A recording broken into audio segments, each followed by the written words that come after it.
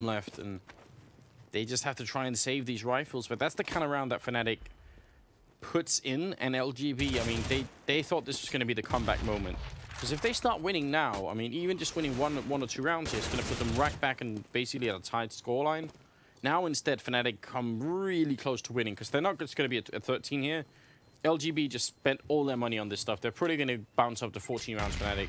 Doesn't mean LGB can't win it back, but it's starting to look a lot worse. They still have... Okay, yeah, there we go. Instant force. No time wasted at all. I'm surprised that they don't give... that they don't actually just let Rain... Well, Rain didn't quite have enough for the FAMAS and armor. Okay, so just trying to make the money work as best as possible here. Xevez is going to take the hit. But Xevez isn't really going for the frags right now. He's the one calling the shots on the team, so it's not the end of the world if he's just got the 5-7. He needs the rest of his team to be just as well equipped as possible right now. No luck over at long for JW. He did have the one opportunity. It looks like they're going to want to try and see if they can get a little bit into the middle here. Grenade. Oh, wow. Not sure what that grenade is meant to do. Well, that HE is meant to ruin Xevez's day, and the wallbang as well. Xevez just in the wrong place at the wrong time. Oh, Jacob, that's the bomb as well down. What a huge recovery from him. Grenade out into the middle, and it's going to be a triple kill. Now, Floschka and olofmeister left, and over at long, actually, olofmeister's patiently waiting. Will win the fight against Rubino, but 1v3 for olofmeister shouldn't be an issue from here on out for them to make it work. They don't really have to fight him, especially not alone. They should set up around the bomb and use that as the bait for olofmeister and just worry about that. Let's see the nade. Yeah, it's not good. I mean, this olofmeister took too much damage from Rubino as well. That could have been much cleaner. Yeah, instead, I agree. Rubino was able to get off a little bit of damage, and that's going to make the difference here, despite the fact that Rain is literally on 1 HP right now. Jacob, though, I mean, Jacob made the difference for LGB.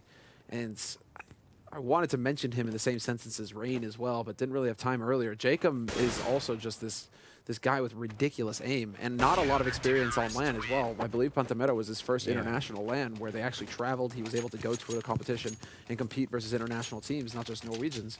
And man, I think he really showed, you know, he had a good performance, a good solid performance that day. But this guy's aim is ludicrous, and we're seeing that now versus Fnatic. That grenade that was thrown in the middle, I'm wondering if it was sort of meant to break the Noah tower. Like if it was meant to hit someone there, but it's too high up as far as I can tell. I'm not sure what it's meant to do. I think it's, maybe he bungled it, because I saw one nade. The one nade that I saw worked perfectly. It went to the angle, right to the corner, going up to B slope. Yeah, but there was another one that was thrown like directly into the skybox and then like supposed to bounce back down. Well, we're missing some action here as Rubino's going to become 2 kills. Poly with 1. Oh, what a one shot from Flusher. He's looking for more. 3 bullets left. 2, 1, 0, and that's going to get you killed. Poly with a triple here, but the 2 of them were opening shots, and that's huge. Look at the score. I mean, this is actually really interesting here. On LGB side, it's 20-20 for Poly and Rain, 23 for Rubino, which is hugely impressive. Jacob on 15 and then 5 on Xevez. He's doing the in-game leading as well, the calling. So maybe falling a little bit behind here. But in spite of that, they forced an eco on Fnatic. This is 13-11. And they actually have... They're within striking distance of taking this game. They definitely could. Yep. And yeah, this is the thing. Going into this map, we certainly had more confidence for LGB, seeing as how Dust 2, CT side, you have the pushes if they go your way. I mean, things can start looking very good indeed. So right now, I mean, this is looking like LGB are going to be able to shut this down. Jacob is going to have another opportunity to shine if they start to come through mid doors. My prediction for this game was 16-11, by the way. So assuming that they don't screw this up, LGB, they're going to be like, they already have you know, impressed me, and that's always good. Poly to take down Pronax, and it's looking good right now for the Norwegian team. Yeah, this is just, now they just have to keep their cool. They've got that man advantage. The push is coming in through mid. JW just trying to put the pressure on there with the Tech 9. Looking to spray him through the smoke, but Jacob just steps right through casually. Takes him out. Crim's still able to get it. And Rain, though, is alive on his B slope. He's going to get overwhelmed by the Tech 9. Just the pressure coming out right now from this pistol. And Fnatic, are they actually going to win an eco round? No, Poly catches Flusher before he can get through those doors. Yeah, good stuff from Poly there. The double kill. Bomb does go down, which is actually a big victory for Fnatic. Crim's looking through the door and will take down Rubino, so now it's a 1v1. Poly, man, he saved this team, but not this time. Crim's doesn't allow him through, and it is going to be a triple. Does that mean, like, a Fnatic playing to make my prediction come true, do you think? Oh, man, did they hear you? They said, okay, we can't let Anders down.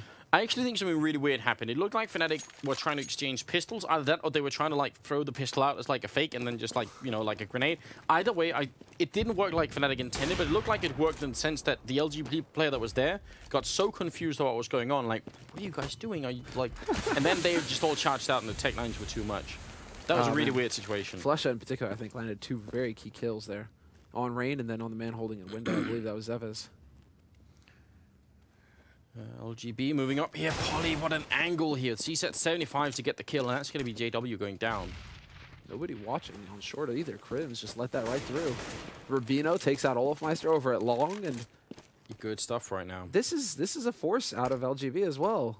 This is a real problem here. Fnatic need to get the damage done. Jacob's going to drop the bomb carrier. Crims is too late. Poly gets another headshot, drops Crims down to 9 HP. This is so close. How is LGB managing to get back into this? Fnatic leaving gaps in the defense, and LGB are pouncing on them. Yeah, Fnatic just, I don't know. Looked like they got caught sleeping a couple of times then. I mean, again, they assumed that they can just go somewhere and set up and get ready, and then all of a sudden LGB just pounce on them. Go for CT spawn up here, which is actually very unusual. That's probably going to catch Rubino a little bit off guard here, because it is a little bit strange, especially if they let Crims take the attention first. But Flusha, yeah, walking up right behind, and that's a great opening. Now it's going to be rough now. Do they want to try and plant for long and put Flusha down there, or are they just going to play it in the site? And it seems like in the site's the call for them. Man, Pronax's Sixth Sense really just kicking in there. Flusha even spotting the man out. Zeves taking quite a bit of damage there in CT. But this is just Fnatic, man, with that call going right where they needed to. Flusha with the lurk, and now he's going to go for the peekaboo. Catches him out, instant headshot on Rain, and now it's all down to Zeves. He picks off Crims, but Flusha's still alive on this site, and Flusha just playing the boxes and gets the crouch spray. Zeves already having taken damage earlier, just not enough HP to last, and Fnatic are now on match point. Oh man, LGB so close so many times. That one round where it's an eco where they lost it, even though Poly did his best to pick someone off with the smoke, that would have put them at a really decent scoreline. What, 12-13 at that point? From there on out, it's not that far of a victory, but now it seems like a completely different story. Pistol, armor, a couple of grenades here, and Fnatic are feeling it. JW, what? UMPing his way up into the A-bomb site. What is going on? Seriously, are they like they heard that? It looks like as well. You have all of LGB collapsing on this A site right now. He's the only one here. Oh my god, he takes one, keeps spraying. That's a double kill with the UMP. Has time to reload. He's not even taking that much damage. He will eventually go down. The rest of Fnatic going to go for it, even though the whole LGB team is essentially here, but they just have so much equipment to fight with, and LGB definitely don't. Getting picked up from behind. Seves leaving Rain and Poly. Oh no. I cursed them. He's got JW's ump. Or I blessed Fnatic, I'm not sure which. He can take out Crims here. Crims is low. But it's not going to happen. Flusha with the HE that he sends over the wall. That's disgusting. Oh, man. Maybe Fnatic were listening to what I was saying. 16-11 is the scoreline at the end here.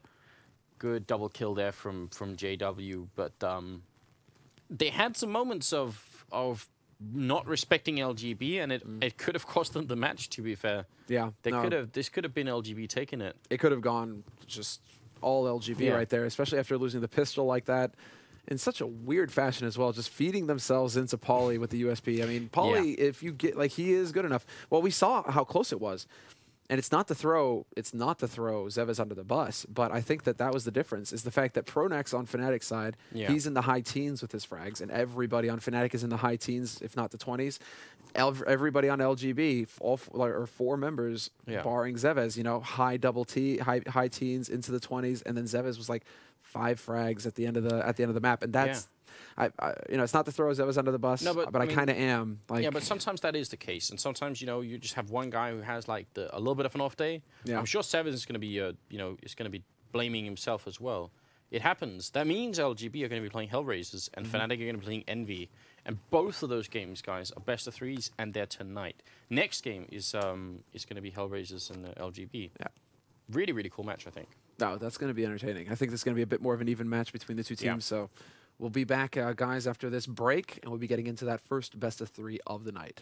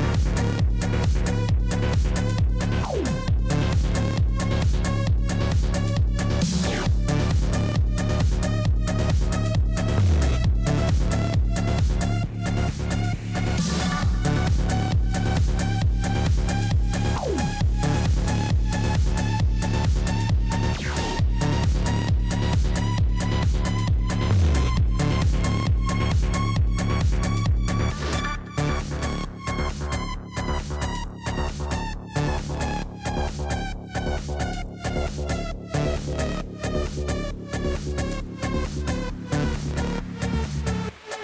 tyrant that you should trust, and you should let me run your life.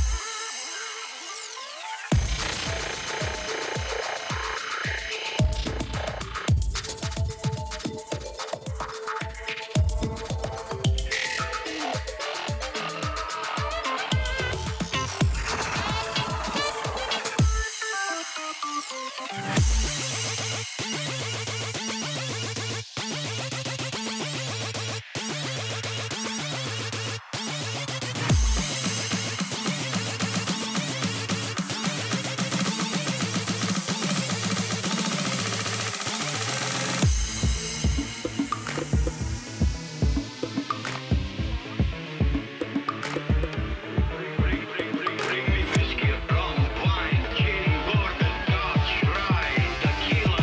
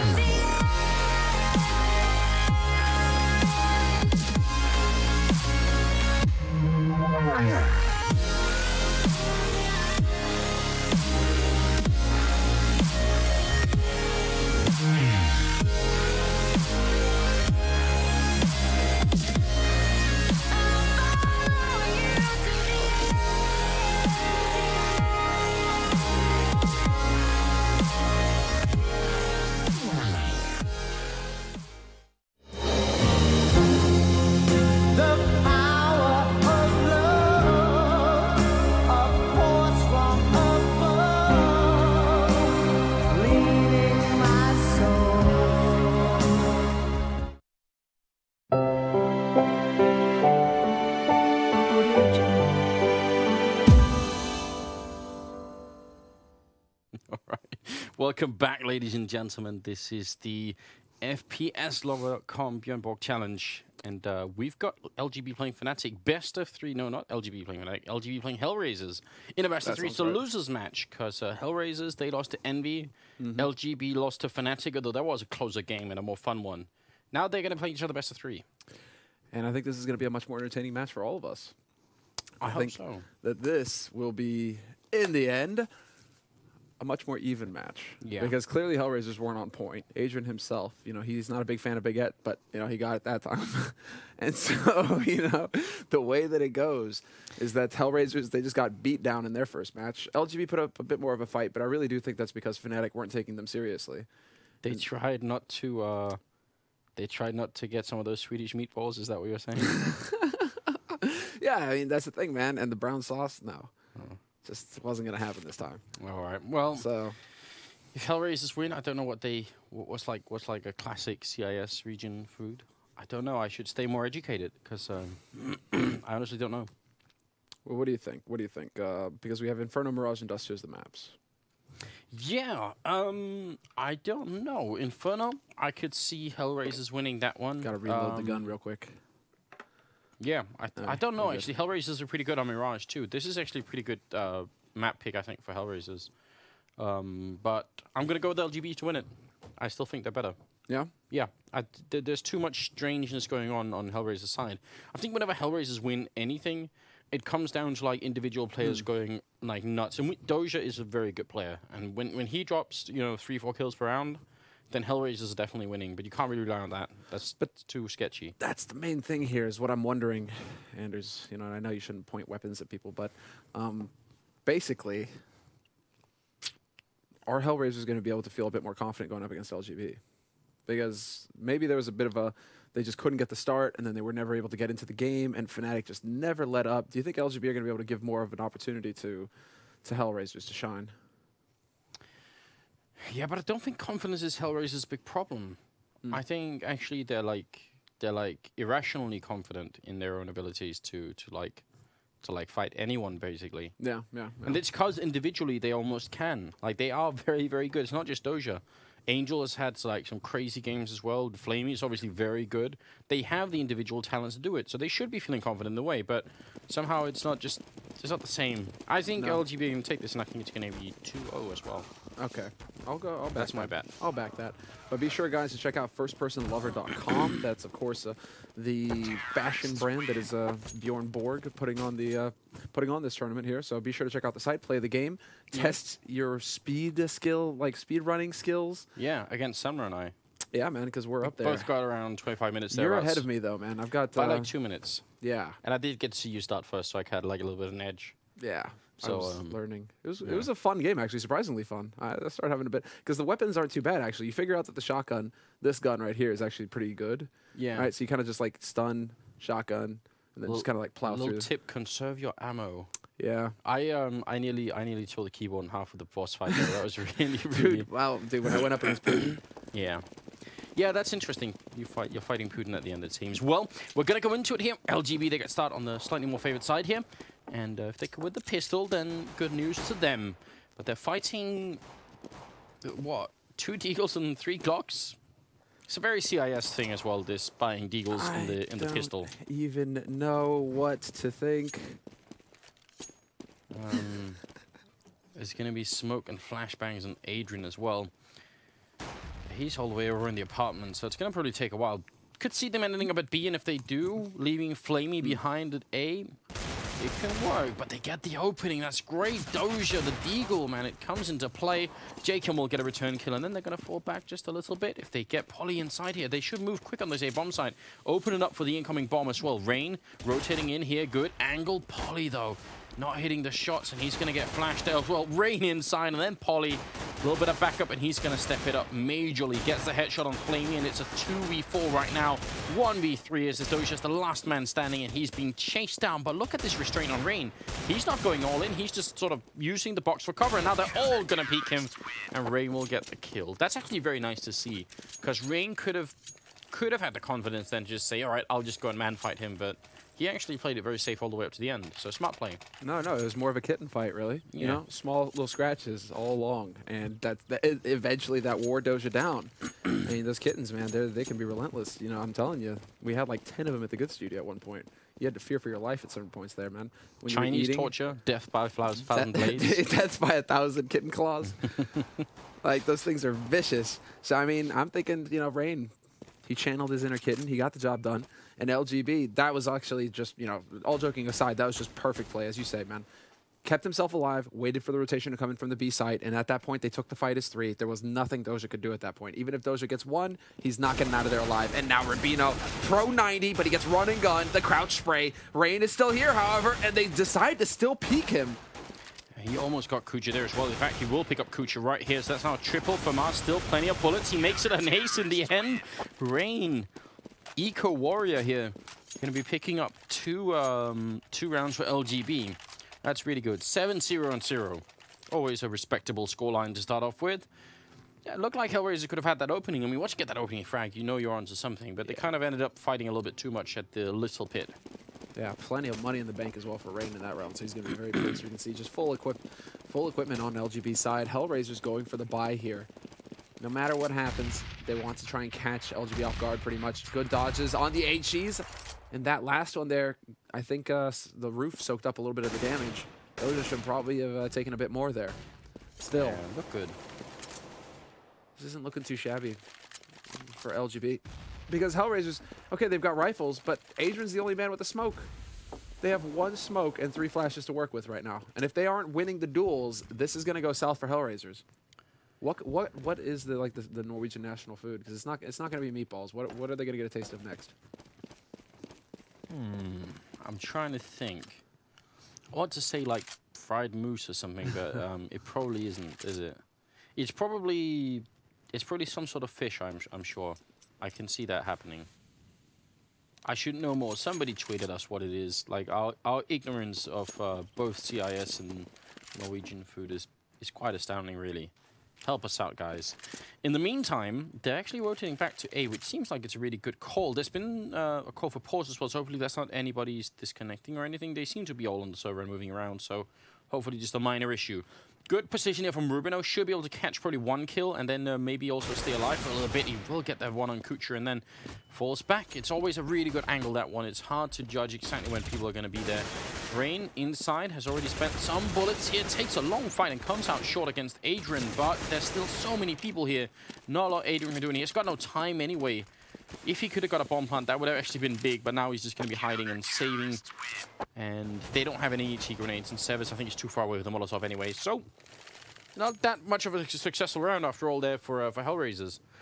It looked like the call to go A was actually a really smart one, though. But they just couldn't find that entry frag that they needed. Yeah, they weren't able to get it quick enough. If they were able to pick off Rain initially after he peeked behind the boxes, then maybe they can start just like really spinning out of control and Hellraisers can get onto that site fast. But the fact that Rain stuck around, you already have the rotation coming in. Even that extra second means the difference between them actually getting onto that site, Hellraisers. So Hellraisers, I was expecting a bit more out of them, actually. You know, I know it's the beginning of the first map here, but I was expecting a bit more out of them, you know, going up against LGB. Versus what they experienced versus Envy. Yeah, I mean, they've warmed up on Inferno. That's actually true. They've got just a little bit of taste in there. So I mean, I think they can still show us a lot more. That round could have worked out for them pretty well.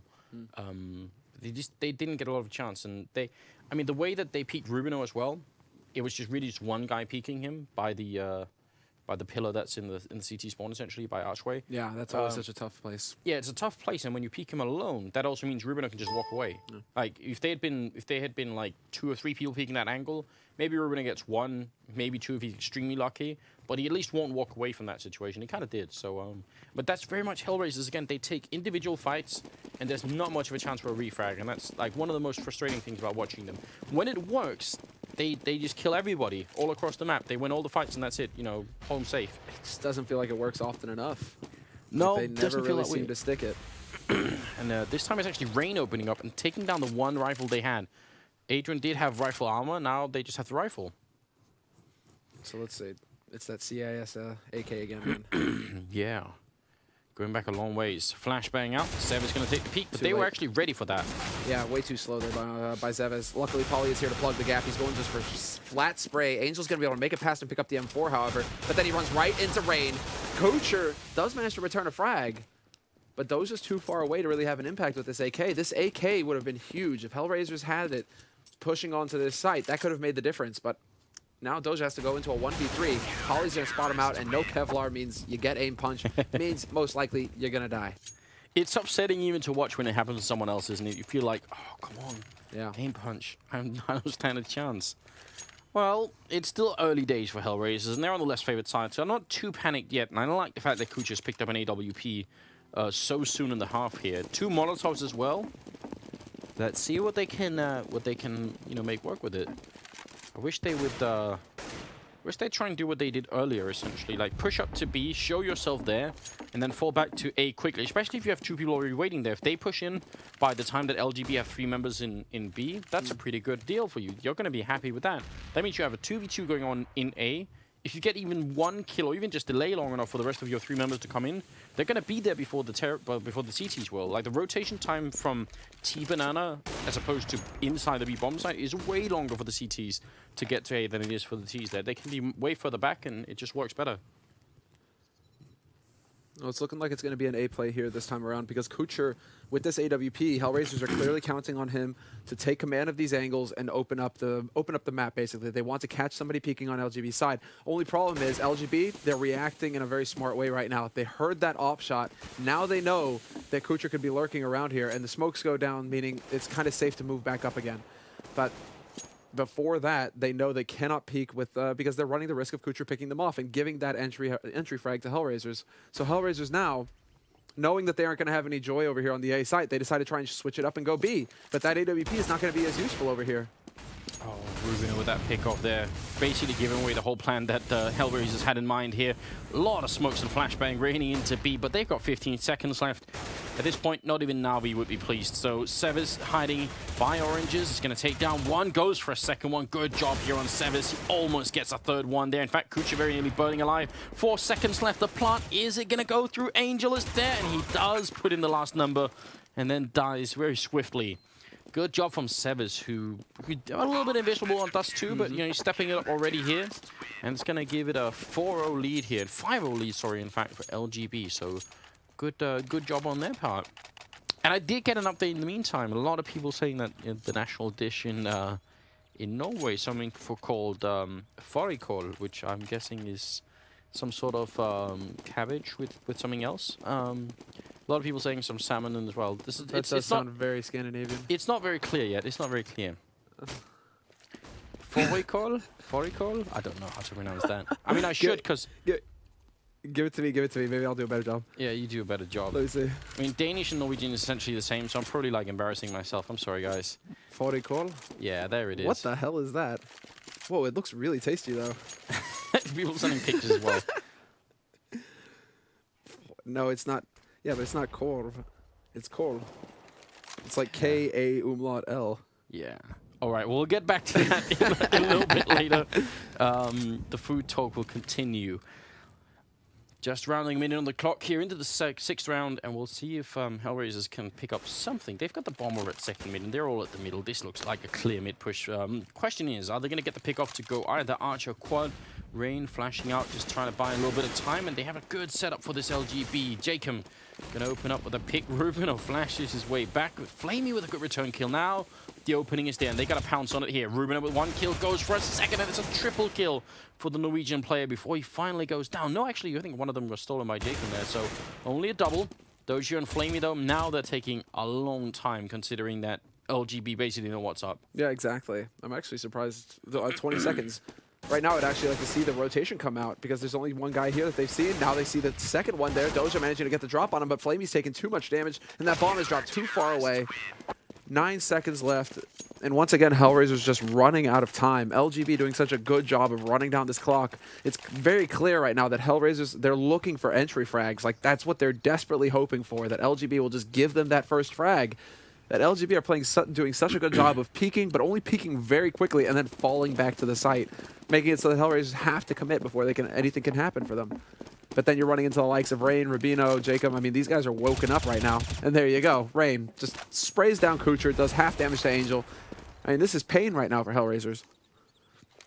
It definitely is. And they're just not really able to connect there. They get the opening, but they also killed Doja. That's a team kill in the middle. Flamey getting a little bit too excited. So, I don't know. One step forwards, one step back. Yeah, this isn't looking too hot here now. Hellraisers, I mean, 2 flashes. They don't even have a smoke for pit. They have to land this kill on Rubino. Like Rubino, Jacob, they're just holding solid. Jacob in the pit as well. That's exactly where he needs to be. They don't have anything to get rid of him with. Like, they literally have 2 flashes to get onto this site with. And now the rotation has already come in from Zevez. He's going to be in the perfect position to get the backstab. If Rubino goes down, Zevez needs to pounce. He's coming in rather quickly. There's still a guy in pit that they have to deal with. Zevez is there. He lets one guy by, but he's got another chance here looking for Angel. Not going to win the battle. Great job on Angel's part here.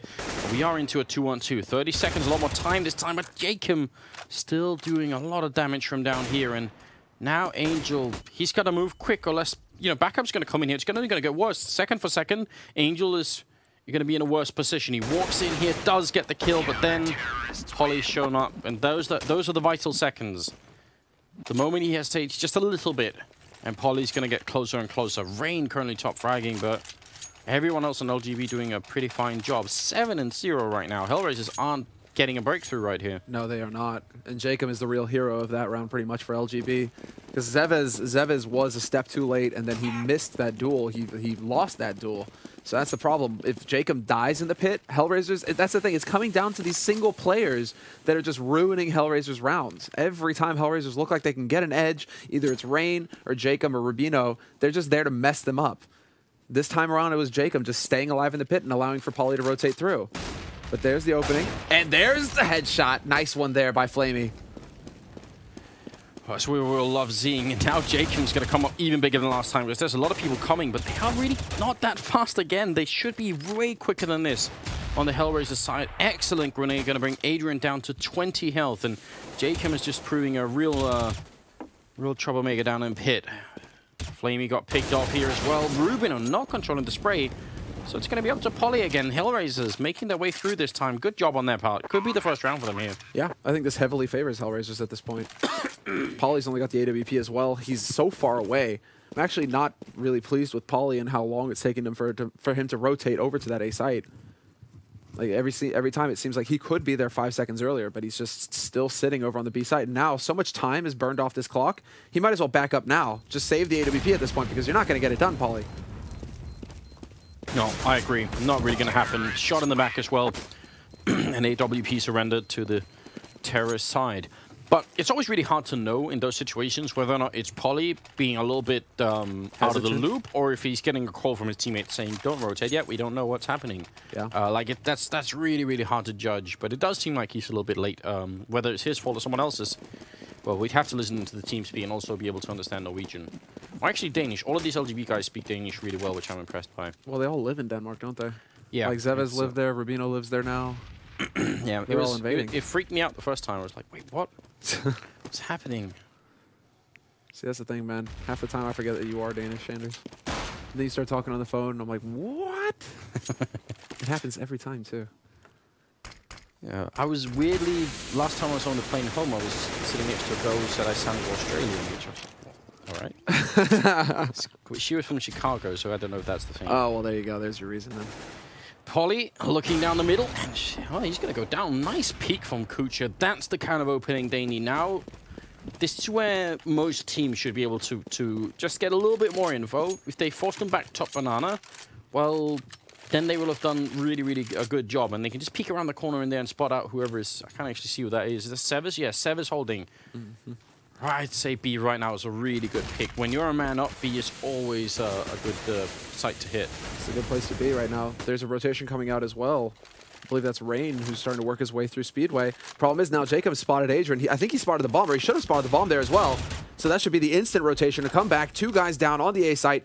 And all the remaining members for Hellraisers are working their way here. But Rubino catches out Angel, and he's going for more. Rain is here. He's going to find Doja. They're just getting picked off one at a time, Hellraisers. Essentially, not much of a chance for a refrag here. Kucha pretty much has to run away and save the AWP. There's too much of that going on.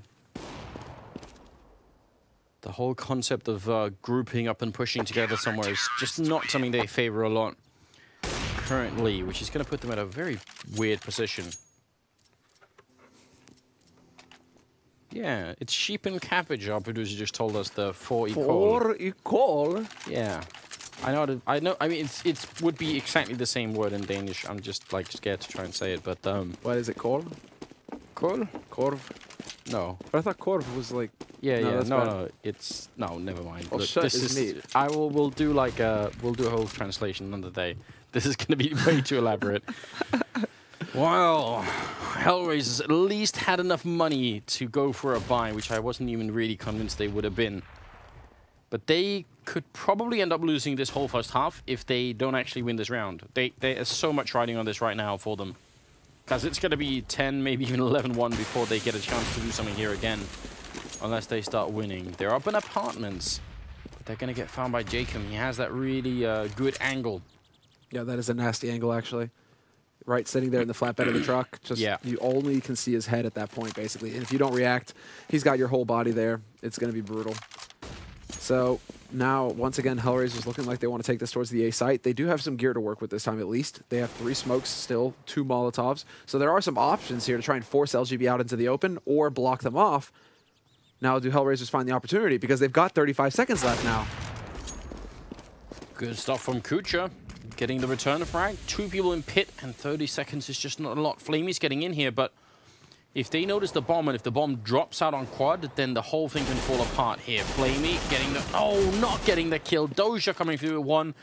But again, the clock is so low. Hellraisers, it's the same story over and over again. Doja wants to make his way into the site, and he's at least going to get the bomb plant this time, but it's too late. He's trapped inside. Fire rains in on him. He has to move, and Jacob being a hero inside the pit there. Gonna have to wait for the fire to disappear, but they've got plenty of time for it. Actually, look at Polly. Man. Good triple from Jacob. Yeah, Jacob is really playing very well right now. It is watching Hellraisers, it really feels like watching 5 people who have all decided to play their own individual game. They just happen to be on the same side, on the same server, on the same team, but they're sort of all, you know, playing like, I've decided to go and find a frag somewhere. You guys do whatever you want, but I'll do that. No, it really is that. I mean, it's almost as if they're trying to embody like Nip or Envy or somebody. I mean, even there's some kind of structure. There's some kind of communication. It just doesn't seem like Hellraisers have that going for them at all right now. Yeah, look at this setup. This is what I'd love to see more stuff like Hellraisers. Like flashbang, smoke in, and run. Like, this is like the most basic stuff that you could probably pull on Inferno. But there's a reason why people do it, and it's because it quite often works. Polly going to get 1 kill, misses the next shot. Flashbang is over. Now, if they can just speed up behind this, there's a real chance here. Doja gets the kill. Polly smoked off. Look at the success rate already. Yeah, this is very solid work. This has to be written up in the Hellraisers log right now as a successful push. Even if they don't win it, because they only have pistols, it's really hard to win from here on out. But still, great job. 2 kills, including an AWP. They got the bomb down. They still in the rifle.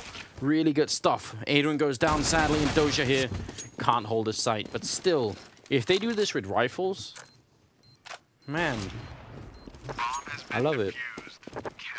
I just want to see more of it. Yeah, it comes down to Polly missing that second shot as well. I mean, I believe it was Doja who was able to make it past and then take out Zevez. Zevez wasn't able to land the headshot on him. Yeah. So, I mean, there's a couple of things that happened there that allowed for Hellraisers to get in, but they should definitely attempt B site. I mean, clearly they're not getting any joy on the A site. So the fascination there should be changed up. Let's see here what Hellraisers do now, though. Because of that plant on that eco, now they have all the money they need, although Kucher is still going glass cannon, so that's going to be painful for him if he gets into a firefight. But really, Kucher isn't... Oh, well, I cursed him, Anders. Yeah, that was almost like an Olaf Meister level shot. Like he did over at Pantamera. He got a really keen headshot off on someone jumping past there with the AWP. This time, not so cool for Kucher. They lose the entry frag, but they can bring it back. And right now, it's cool if they just play to get the refrag on somebody.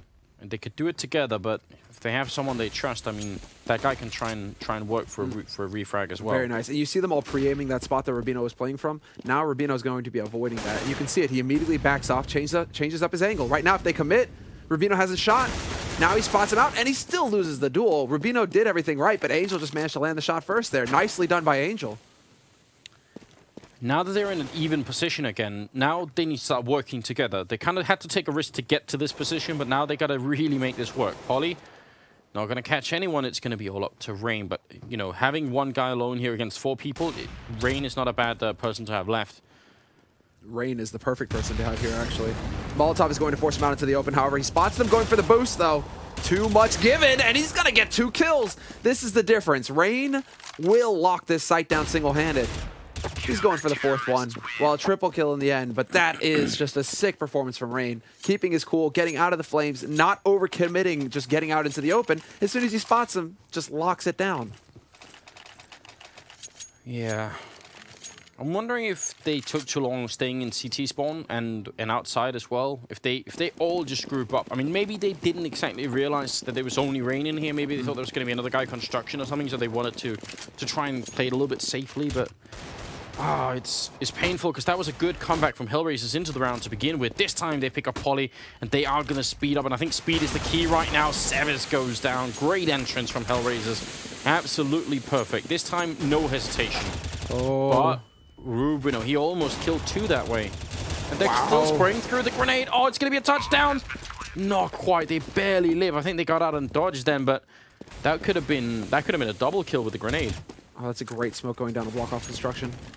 Jacob, he's going to try and light it up, force them out into the open. He gets spotted on the edge, however. Good angle there by Doja, but now Rubino should... No, Doja doesn't even give him the chance to react. Rain, however, it's his time to shine again, but they're backing off into construction, and this is the right move from Hellraisers.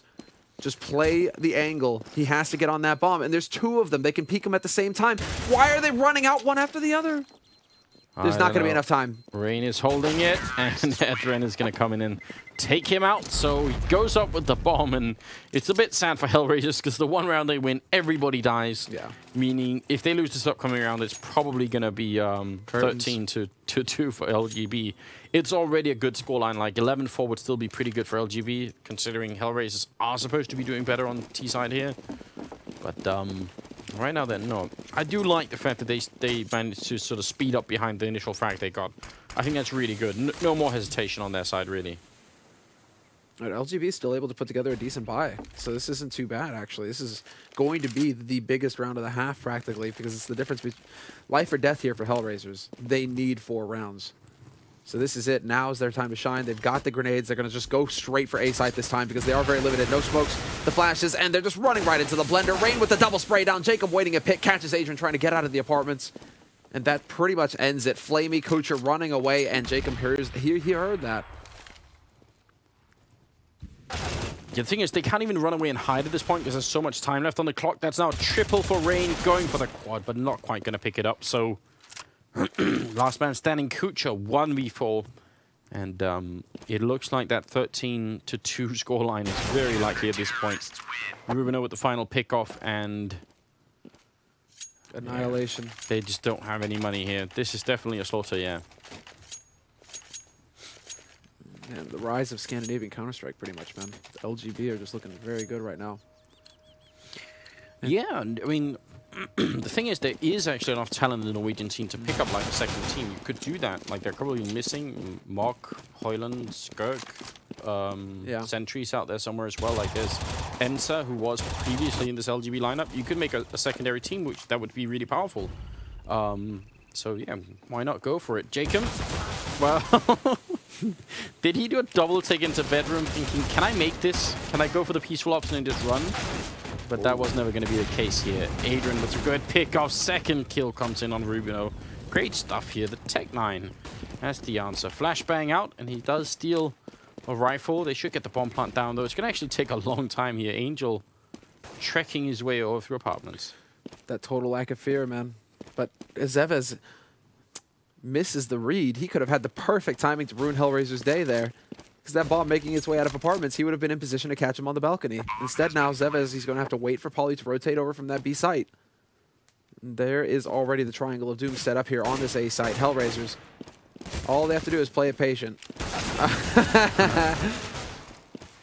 Yeah, and Adrian's like, nope, I have no patience, I'm just going to try and go for it. And he did get the kill, so that's worth some. You're right, I think they should have played patiently. They don't have to fight at all here, but Angel going to get the last kill in 12-13, so they managed to save just a little bit at the end, but it's nowhere near an acceptable half for Hellraisers here. And Rain picking up, what, 23 kills in 15 rounds? Damn. Yeah, damn, son. That's impressive. Paulie and Zeva's not really sitting on too many frags. They really didn't see too much action over on the B site. And when they did, they kind of just got nixed. So that's the main thing. Hellraiser's just deciding to run into the 3 strongest players on LGB round after round, and that's going to be a bit of a brutal situation. But now we swap sides. Hellraiser's on the CT side, LGB on the T side in this pistol, and Doja goes running right up into bedroom and picks off Rain to start. That's an excellent kill. That's the first man you want to get off the map for the Nords. Oh, definitely. With him out of the way, they're going to keep going anyway. Adrian, nice mid-air shot there, trying to reload. Doja helping out a little bit, and Jacob goes down. So it's all on Rubino, 1v4, and it's not going to work. Doja with a quad kill at the end here with the pistol. Great round from him. And that's the power. That's the power that they have within this team. Doja is not the only one. I'd say Flamey is a good candidate, and they have the players. They just don't have the cohesion to make it work. Now they're buying 3 MP9s. What is this madness? What is this madness? It's almost like Hellraiser is saying, we want to take like the largest risk we possibly can, because in a fight between Tech9 and MP9, I'm definitely picking the MP9, or the Tech9, sorry. And here we go. Tech9 with the first kill here. They're trying to charge on up. They've done damage to Rain. They can actually do this, and they're burning alive back there. Hellraiser is setting up a nice trap, but Doja will go down. That was Sevis finding a kill. Now they're in a weird position. Up in apartments, Adrian is basically controlling the fate of Hellraisers on this map. Great kill for him to get, though, and he still makes it out of there alive. That should not have happened. No. How did he only take that little damage? That angle he was playing was just, it worked so well. They're going to get the bomb plant, however. So LGB, they should be pleased with that. They get 2 kills, they get a bomb plant. Not too bad for a second round. So it's not the end of the world, but I definitely think that Adrian, he can count his lucky stars right there, man, because he should have gone down in that scenario. He did luck out kind of and pick up the one with the most health rather. Yeah. But for the rest of LGB to miss the shot on him, to not get that kill on Adrian, that was definitely a mistake. Yeah, that looked a little bit weird there. But good stuff from Hellraisers. I mean, they are starting to pick up a couple of rounds here, and who's to say they can't make it back and do some sort of comeback. They have had good results on Inferno in the past, so wouldn't be without precedence. Now, LGB obviously going to be sort of echoing this round. They've bought a couple of pistols, but that is pretty much it. Nothing too exciting to talk about yet. But if Hellraisers get really close to the edge here and somehow the right flashbang comes through, I mean, they can still lose control, so got to be a little bit careful at least. Oh. Not really doing the damage. Nice flash, though. Flamey falling back. Flamey deciding to hold his ground. He's going to get the triple again. Flamey and Angel just go into town, locking down this B site. Angel still alive, and he gets run and gunned. What? Wow, Polly, what are you doing? Yeah, boy, give Polly a pistol. He's going to surprise you. That was really, really cool, especially that last kill coming in. That was really fast and great game sense as well, because he just instantly realized there could have been someone here already. The timing is for it. Now he's in the back and still in a very tough position. It's looking for an ace here to win this eco. He's going to get one more kill. Adrian coming through. Polly's ready. He's just waiting in the background here. He's got the Tech9 out. The grenade finishes it. Oh, Adrian. That's almost heartless. Should have given him a fighting chance there, but that's still very impressive. Polly is stepping it up so much today. Yeah, he is really. I mean, what he did versus Fnatic this round right here, that was sick. And the fact that now, I mean, that was way too expensive. Look at Hellraisers. All of their money is gone. Adrian is the only one who has any kind of bank. That was far too expensive for Hellraisers. If LGB win this right here, Hellraisers are going to have their backs to the wall. There is nowhere to back up here. So let's see. I mean, Kucher, once again going for that AWP. Polly has got one as well, and Polly is burning to death. He has to get out. Ooh. Well, that's painful, but they're going to get the entry frag regardless. And that was up in apartments. Doja playing, and just to point this out again, I'm not trying to be mean, but Doja's in a position up there where unless he wins the fight, They're just down a man. There's no one there that can refrag that kill. And you can set up an apps so that that's possible. You could have a guy in boiler and a guy pushing in, you know, the main corridor of apps, and then you're going to be fine. No. Oh, Adrian, he just barely gets that. I thought he was done for. And actually, Rain, surprised that he did not get that kill considering all the time that they both had. It's like if a spray lasts as long as a second, you're just like, what is going on? That is not supposed to happen. But especially with the M4A1, it's so accurate. I mean, it is. It is. I mean, that's why I stuck with it, man. PP lasers. But Polly's actually sticking out of abs with the AWP. That's kind of weird. That's the last guy up there. The Rubino with a good frag there on Angel, but they still got to do something about the guy in sight. I think it's Flamey holding in here. Kucha goes down. It's a 2v3, but look at the health on LGB. Adrian can finish this round so quickly. There's 25 seconds left, and he's just looking for the frag. I think he's spotted someone over there, and that's going to be the kill on Jacob. Bomb is dropped for a second. Good shot from Polly. And now it's all on Flamey. All the way in the back here. 10 seconds left. They flash. And they're going to go for the plant instead of the fight. And they could have probably tried to fight him right there. Now they've run away, and they're just going to leave him. Clever play from LGB. This is so painful now. Well, no, now it's actually a whole lot better. Flamey doesn't have a kit, though. Is there a kit anywhere on this site? And Rubino doesn't care. There's a triple kill here. Really good round. Surprised that Polly played that close. I am as well. I thought he backed off into the hallway. Yeah, he could just be the guy standing around listening. Yep. Waiting and seeing if anyone is there. And then call for Rubino if anything really went down. But it is what it is. 13-6. And Hellraisers, they go for the AWP and pistol situation, basically. They're just hoping that this one AWP can land them some great entry frags. So they're not wrong either. Jacob goes down. Good start. Now they can move Adrian back and try and keep LGB guessing. Yeah, I'm surprised that Kucher isn't actually going to be the one who's... He might pass that off to Kucher right now. Or does he decide to hold on to it? Flamey. He's looking for that AK. They're trying to spray on, perhaps trying to keep him off of it. But they cannot quite get the angle right. Angel now could return fire if he wanted to. But this is an excellent situation here for Hellraisers. I mean, of course, LGB, all they have to do is sit back here, wait out the smokes. That's going to be the last one here on the B site. But they're getting impatient. They want to go for the boost instead, and that's not going to work. Angel patiently waiting.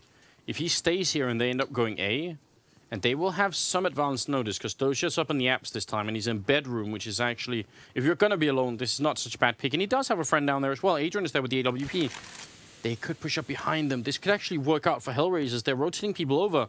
They have, for once, a really good read here in Doja that picked off Rubino. Nice play here from the CT side. Adrian with another kill with the AWP. Walks out, gets the third one. It's going to be Polly dropping, and that's going to be a quad kill. Great round from the Kazakhstanian player, and we're at 13-7. That's what I want to see a lot more of from Hellraisers. It even looked like there was some really good communication going on as they got the info quick that something was going on. They started with the rotation. I was about to suggest that they could have pushed up behind LGB if they felt really confident it was going to be an A push, but even just having a rotation right now is, you know, I'm clapping with my hands. It's good stuff. Yeah, that's definitely uplifting. And it's going to be another eco out of LGB. So Hellraisers, man, they actually have a bit of a chance to breathe here for a minute. Question is now, LGB, it's looking like it's going to be a B take here, but a fresh smoke going down. Do they set it up with the HEs? Well, these HEs are going to go down, and Jacob just barely dodges it. Rain actually taking quite a bit of damage there. But the flash, do they not try and flash through the smoke and just go running? They could. It's not an unreasonable idea. Just wasting a little bit of time off the clock. And Jacob, what an opening on Flamey. There's a P250 and it didn't look like one-shot range. Maybe he tagged him up a little bit earlier. Rubino going to take down Doja.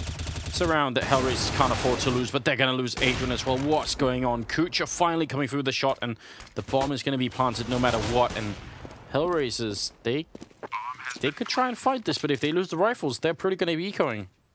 Yeah, I don't even know what to think at this point about this. Like, how does it get out of control? How do Hellraisers lose this? Now Kucher finally takes out one, but it's far too late. And he's far too low on HP. They have to back off. Kucher is definitely having a bit of a rough match this time around. Only 6 frags so far in the game. But... it gets into this position again because they're alone in most of their positions. Yeah, you cannot. They need to be overlapping, basically. They can't not. Especially versus like eco rounds like this, where you're most likely going to be facing multiple terrorists. They're just going to try and run you down with pistols. The way that Flamey went down, I can kind of forgive that because it's not that uncommon for someone like Flamey to be holding alone in his position. Yeah. But over at Archway, why isn't there a guy quad? Why isn't there one guy ninja corner that could sort of peek out and go and get the kill really quickly? Like, there's so much that they could do for these kind of setups that they just seem to avoid entirely. 14-7 here. LGB with a really sizable lead, and Hellraiser's having big issues connecting the dots right now. And if they start losing now, I mean, their economy is so bad. Kucha, rather aggressive push up at apartments here. Not necessarily a bad idea. Although, again, he does kind of not have anyone with him here to get the refrag if anything goes wrong. Angel gets one, not the second kill. Now coming around the corner is going to be Doja. He smoked it off preemptively. And Kucha's fallen back down in pit. And it's not such a bad idea here for LGB to back off and be patient as well. They got the damage in. They picked up somebody. This is now advantage LGB. They forced Hellraisers to use a lot of their nades as well right now, whereas they still have a lot of their gear. So this isn't too bad a scenario here. LGB can afford to give up a few seconds, wait and see if anybody on Hellraisers is going to peek out.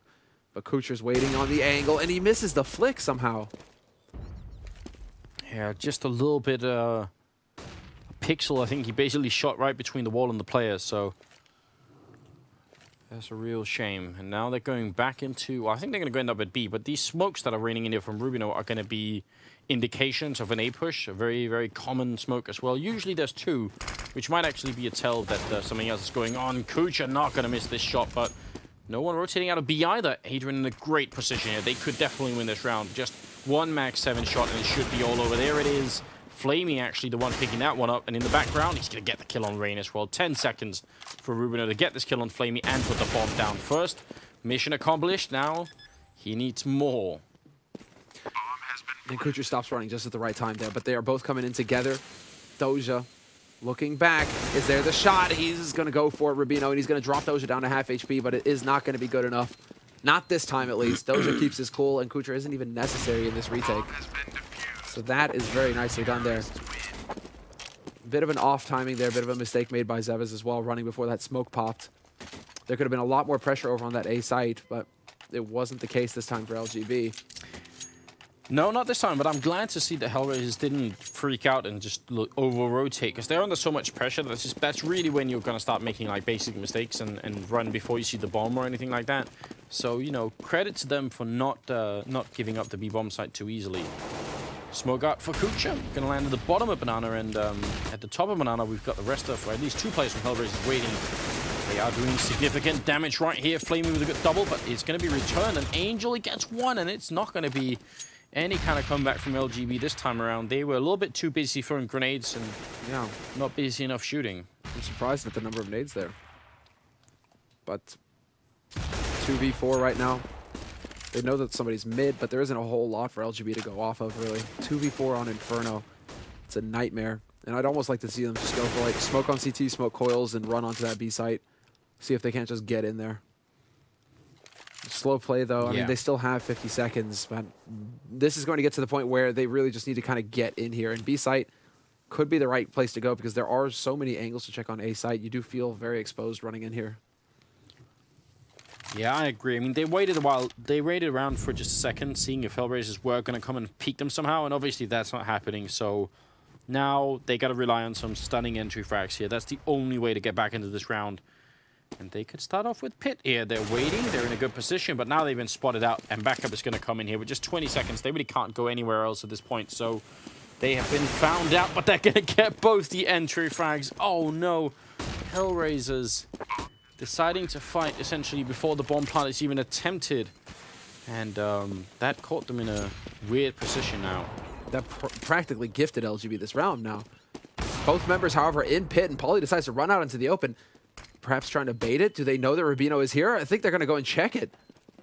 The reaction, does he get the... He doesn't jump the gun. Such patience out of Rubino right now. They really are trying to thoroughly check pit. Rubino with the spray on one and the double spray. What a gambit. What a play. And he even saves the AWP for Paulie afterwards. That, I think, was like next level mind games. Polly's like, nobody is here, guys. You kill me. Don't mind Rubino. Yeah, very impressive. A lot of patience, like you said, to not, jump the gun and be too aggressive when he probably would have died. Even if he got the first kill, there's a good chance he could have been returned upon. And now it's map point currently here for LGB. Hellraisers, they've got pistols, 5.7s and a lot of them, but it's not really what you're looking for at this point in the time. Good kill from Kucha, though. The only from us in play. Gonna take up a kill. And Angel with one more here. So looking good right now. But it's hard to feel like Hellraisers are basically fighting at this point to just kind of buy a couple of more rounds. But for them to make the full comeback, they're just not playing, cohesively enough. There's too much randomness in the mix. Too much wishy-washiness going on here. But that was a nice, that was a nice push down banana there for Hellraisers. It was, but that last round, when they were in that 2v4, if you're not feeling 100% confident you can pick up the kills and the guys coming in, you can even allow yourself to just say, well, I'll stay in pit and not peek. You stay over at, library and wait, let him put the bomb down. And then rotations come in, we'll go for the retake, no problem. That would have been like 100% success for Hellraisers, because there's no way you can hold a bomb site while you're inside the bomb site against 4 people. That's just not happening, but I don't know, the communication is not the best right now. Angel with some good damage on Rubino here. Gonna give them a good shot at winning this round at the very least. Rain wanting to go around the corner, but then a wrap around back for CT, and they have just been utterly outplayed. Wow. Does Adrian make it back here in time? Adrian still got 2 nades, but I think they're gonna have a smoke. Yeah, they're gonna have a smoke to block off Banana. Adrian can go for the spray, though. He spots them. He's got an edge to work with. But Pauly saves the day, gets the kill on him with the AWP. Man, Rubino's so low. Pauly, Rain, just so little HP right now on LGB's side. Man, that's some really, really quick thinking going on the LGB team. I'll try and explain exactly what happened here. Angel and Kucha left, and they will get a kill on Pauly. Maybe it's not over yet. Rain is waiting over by Flowers, and they're going to check the back of sight. Rubino, oh, this is going to be the save. Rain peeking exactly at the right time. And LGB are going to win the map 16-8. But essentially what happened that round is they could make the assumption that there was someone either B or apartments, in apartments or in pit, because there's pretty much been that the whole game for Hellraisers. And they almost got killed by Angel. So they realized there was 2 people there. They wait around for just a second in archery and think, wait a minute, if there's 2 people here, there's only 1 guy left. They couldn't know Adrian has pushed all the way down to T-ramp. That was just like really, really lucky on their part. Sure. But at that point, they just do the quick calculation and say, let's play 3v1 against Adrian. The fact that they managed to smoke him out and he can't get a kill is just like a huge bonus for them. Well, that Pauly, man, like if he's allowed to spray for even half a second longer there, I bet you he just gets 2. Yeah, probably. And then LGB, they're left out in the cold in that scenario. Exactly that situation is what we talk about when we talk about like good mid-round calling, because that's where you have to have an in-game leader or somebody else stepping it up and saying, I figured it out, guys. This is what we need to do. Let's push. So yeah, that's good stuff. That's it, guys. So first map, we aren't going to be taking a break. We're going to go straight into the second map here. Really? Yeah, no break. Well, I mean, it is what 21:10. I believe our next best of 3 is supposed to start at 22:30. Yeah. So we've got 2 best of 3s tonight as well, guys, on top of the 2 best of 1s. So it is going to be a good night of CS basically through and through. Because I mean, the next best of 3 is still Fnatic versus Envy. That's going to be pretty sick. Yeah. I mean, the 2 best teams in the world essentially playing each other in a best of 3. Why not? Even though it's going to be a little bit late, you guys should stick around for it because it's going to be really good. Second map, well, that is going to be on Mirage. And I think Hellraisers have more success recently on Mirage than they do on Inferno. Getting distracted because if I lean forward, it really makes me look like I got some like a beer belly going on right now. I do feel like I should belong in Miami, like just sitting on the side of the pool. I need more gold chains though. I gotta call Trance, just get some gold chains, a medallion. Trance? I thought you was gonna say Scoots. Oh, Scoots as well, dude. Scoots with that esports money, man. Yeah, the esports dollars. Doesn't he have a pool as well? He does. Yeah. Except that he lives in Arizona. Like, who wants to live in Arizona? Nobody wants to live in Arizona. It's really humid down there, isn't it? No, it's really hot. And like humid. It's dry hot. No. It's really? desert. It's pure desert. Oh, right. The city of Phoenix is actually sinking in. Like the cement gets so hot in the summer that they have to, they're misting everything. You have misters on the sidewalks basically. Otherwise, you just like heat stroke. Your just brain boils. Like, why would anybody live there, Scoots? No wonder he comes to Europe all the time. Exactly, man. So, Okay, I guess this is like my young Scoots impression, basically. That's what I'm trying to say here. Young Scoots. I'm just sitting there looking, the world is my oyster. CS, got frag. All right. Well, And then he lost all of his hair. yeah. We are going to go for a 2-minute break, guys. So you get a time to sort of mentally, savor that moment. And we'll be back in just 2 minutes, so stay tuned. This is the esportslover.com Björn Borg Challenge. We'll be right back.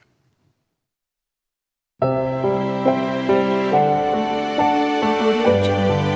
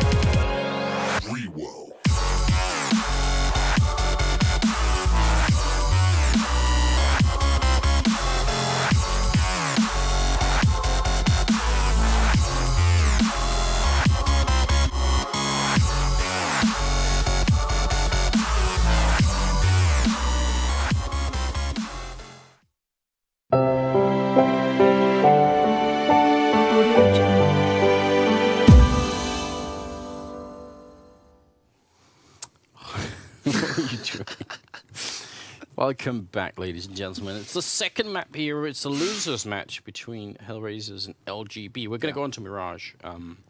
Hellraiser still not looking quite fresh on Inferno. No. That's like the summary. Pretty much, even after having a map to warm up against. Although I don't really feel like they got much of an opportunity to warm up from against Envy early on in the first map of the day. No. It was still, you would kind of hope to see a little bit more out of Hellraisers, and we just didn't really see it this time. Like, Inferno is clearly a map that they need to put some work into right now. Because LGB, we should expect them to struggle versus Envy, but to be able to at least put up a fight versus LGB, or if not take the map. Yeah. And it never really seemed like at any point, apart from Adrian getting, like, basically weird individual performances on their part, like Adrian getting a quad kill with an op or something. Doja going crazy in a pistol round. Like, it is down to those kind of things, which is nice. Looks really good in highlight reels, but it's hard to win whole matches or even look even further whole tournaments. Yeah, best of threes, man. Yeah. It is just not really a viable solution.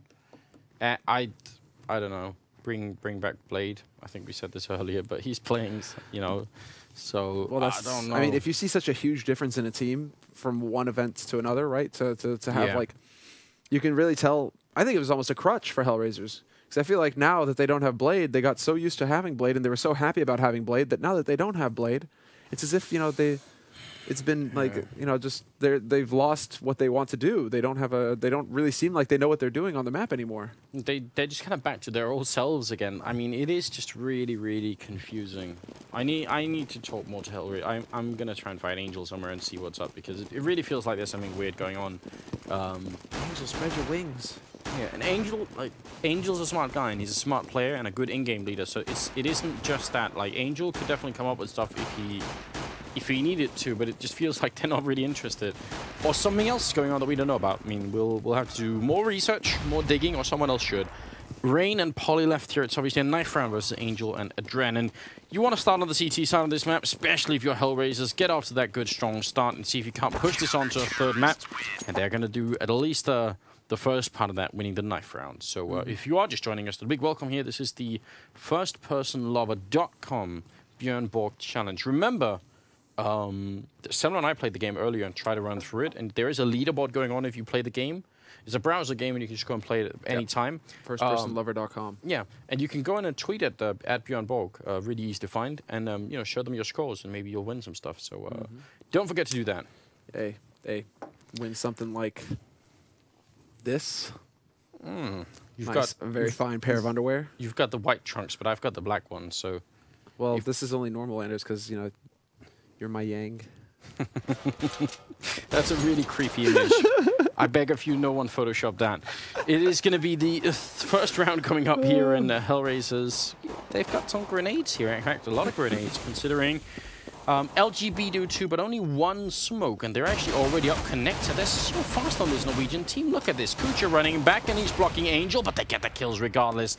Doja and Angel, good opening frags. Looked like that was about to go horribly wrong. Bomb will go down, yes, but LGB are going to have such a hard time controlling this bomb site. And Polly does make it a little bit easier with that kill, but it should still be a good retake here. Did he somehow not spot the man in connector? Angel is going to get the kill point blank on Polly there. So no heroics from Polly, the Molotov. No, a smoke going down into apartments. This is now just down to Jacob, and they know where he is. Angel coming alive in this round, just doing everything he needed to do. Stay alive, get the kills. They tried to push him down, but it just wasn't meant to be. Angel, man. And again. It didn't look like a concerted effort. It just looked like Angel laying down the law right there. Yeah, but at least they managed to not rush in one at a time or anything like that. I mean, they somewhat controlled the team then. It just looked a little bit fumbled at the beginning because LGB got so far up into connector before anyone even noticed. But I think that was just the Norwegian team playing really fast. Now look at this. They've got no souls at all. They've bought 5 Tech 9s. It's almost like they want Hellraisers to hate them. Is it as bad as when people were buying 5 CZs, though? This is even almost worse, I'd say. It's got 32 bullets. I mean, they're never going to run out. None of them could reload and they could win the round here. But smokes go off. This is actually a sort of a Titan strat coming out, smoking off the length of the bomb site like this. And here's the Tech 9 in play. Kucha going to overcome the first one, but he goes down to Polly's, and Polly will find a second kill. That's a headshot on Angel. Picks up a weapon, and he could have just continued with the Tech 9. He had plenty of bullets left. That's like the one-on-one rule. Don't stop shooting with the Tech 9 and don't reload. Just keep going. Now Rubino and Sevis are actually in very bad positions to cover this bomb. This is definitely not easy. Hellraisers may have managed to control the round once again. Here, Sevis going to come out, put on a little bit of damage, but they will be able to make it work. it looks, I mean, it looks like a good idea when you put the bomb down that you should fall back to ramp and apartments like that, but it is so hard to hold. Yeah. Especially like all they need is one smoke. We saw it in the first round. Any kind of grenades like that, and you're not going to be able to help each other. It's so by the book as well. Like, you need to be catching Hellraisers off guard. You can't be just doing the same thing over and over again. And if the first places that Hellraisers are going to look is apartments and pit, if you're hiding in Get Right, imagine the damage you do at that point, because they're so focused on apartments or pit that they go, maybe they just go running right past you. Something along those lines. Look at the LGB with the bomb plant, and because they got so close, they feel like we could afford to buy a little bit more. Not a full buyout, but just a little bit more in this round. And they are going to have smokes. I think this one is probably for the window, and then they're going to put a couple of smokes over. Oh, it's actually for short. So very smart play here. And Flamey by the truck, looking to be unflashed at any moment. And in the meantime, he's going to go down. But Kucha with a kill, and Angel also picking up one. The bomb is dropped here, looking really good for Hellraisers. Yeah, this is looking like everything is going to go their way now. Although Angel has been overwhelmed. Kucher is here. He gets instant headshot, though. That's not going to help things. And then Zevez is actually taking out Doja. That was Doja pushing from kitchen as well. This is all down to Adrian at this point. This nade is going to do nothing. And they have a crossfire scenario. Now it comes down to Zevez staying alive. Zevez cannot show himself. They've both got guns to work with now, however. So this is going to be insanely difficult now for Adrian to get onto the site and get this defuse. Yeah, he's just looking for them, but they're using the sound so well against him, and he's going to take down Zevez, but Polly's still alive. 8 health left here, and there's almost no chance he can get this bomb down. Polly, even if he kills him now, it might be too late. And there it is, 2-1 for LGB. Now, Gunnar, if we can pull up the map real quick, I'm wondering if we can show the position over by A-ramp where they were last time, where they had one guy holding. Yeah, right there, and then wide garden apartments. One way to actually hold this bomb site once you have the bomb down is rotate the guy on A-ramp all the way through T-spawn, all the way into connector. Simply run around, yeah, like that, all the way around, and then actually start shooting from the connector once the bomb is planted. But you have to plant the bomb to begin with towards the connector. You have to see that far ahead to realize, okay, if we end up having one guy apps, one guy connector, or sorry, one guy slope, then we need to position ourselves for that as a terrorist team and get ready for the eventual retake. But I feel like that's a superior option to just hanging around. Man, that's such a yeah. I mean, that's such a gamble option as well, though. I mean, it literally comes down to situation, basically knowing that they were either late on the rotation or they're not going to push forward aggressively. Yeah. And you want to do that with superior firepower as well, I think. Still, I mean, that is still an option. I mean, LGB right now, I think we're going to see them start changing it up. But as far as they're concerned, their smoke round onto B site, just like even just a half eco round, actually worked really well, and now has Hellraisers with their backs to the wall because Hellraisers have now dropped everything they've got. This is what's crazy about Hellraisers as well. They will go for these kinds of force buys, and this is practically putting their entire first half on the line right here, because if they lose this, they're broke. Yeah, they're going to be in a very bad spot. And the AWP is at least at the right bomb site, but they have smokes to get rid of Kucha here. Rubino peeking on out. He's up on the toll booth. He's going to go down straight. Headshot and then Get Right waiting. Adrian will be dropped. Jacob with a really good triple opening into the bomb site. And like you said, now what are they going to do? Now they have to save. Like, don't even flame me. Don't even peek your nose into CT. Do not attempt to get information. Do not pass go. Do not collect $200. Just get out. Like, Angel is already waiting over in B apartments right now. But this, yeah, I mean, this is just a big gamble on Hellraiser's part. And if they get caught at this point, I mean, LGB at this point should just be just canvassing this map. Find them, kill them. Do not let them hold on to those guns.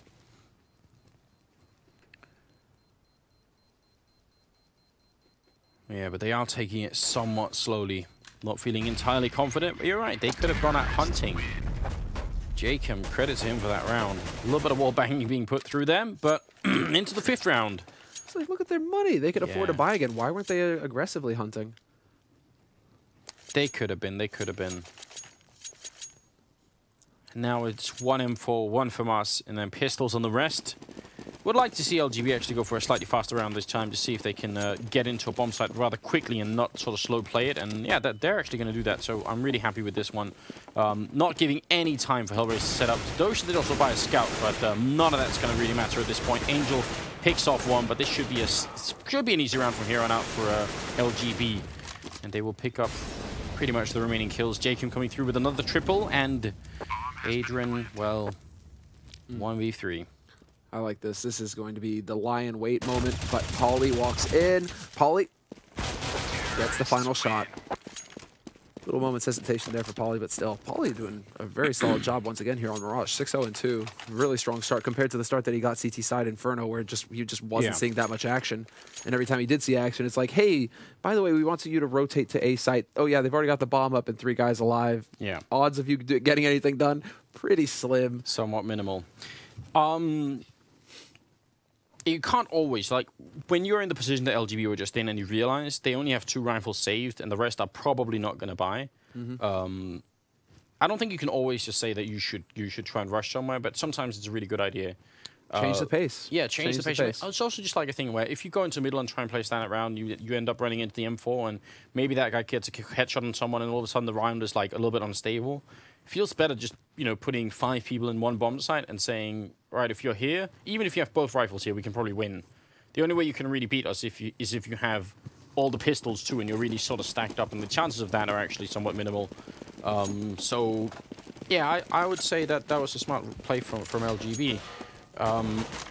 Now they do buy up here, and Hellraiser's luckily coming quickly back into the game here, so thanks to them for not wasting any time. Ruben are going to open up, and that was the Mag 7 on Adrian going down, I believe. Yeah, Adrian getting caught out.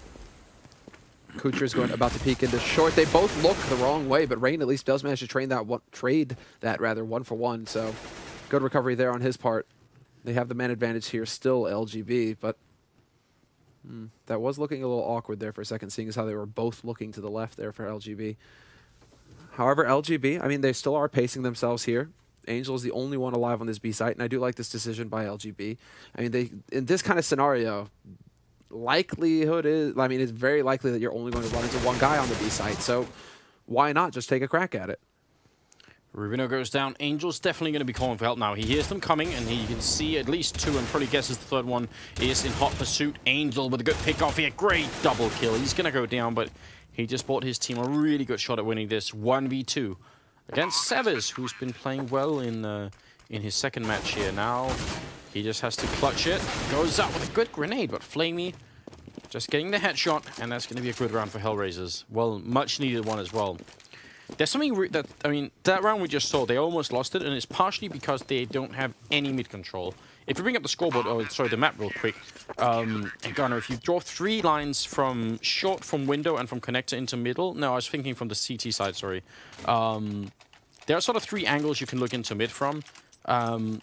And essentially, if you're on the CT side, you want to abuse the fact that the T's coming into middle have to cover all these angles, right? They have to look all angles. And usually they'll use smokes to block off one or more of them, but LGB just sort of stroll in there and get full control. And Hellraisers don't have a setup where you know, one guy can peek and say, oh, he's looking my way now, go and shoot him, because you know, they should be able to do that stuff, but they're just not. I like this aggressive push though, and that's teamwork as well. They got 2 people pushing up with 1 guy covering behind. I'm a huge fan of it. Well played. Yeah, question is, are LGB going to pounce off of this? I mean, I feel like this was even a bit too slow because they did have the setup to counter this.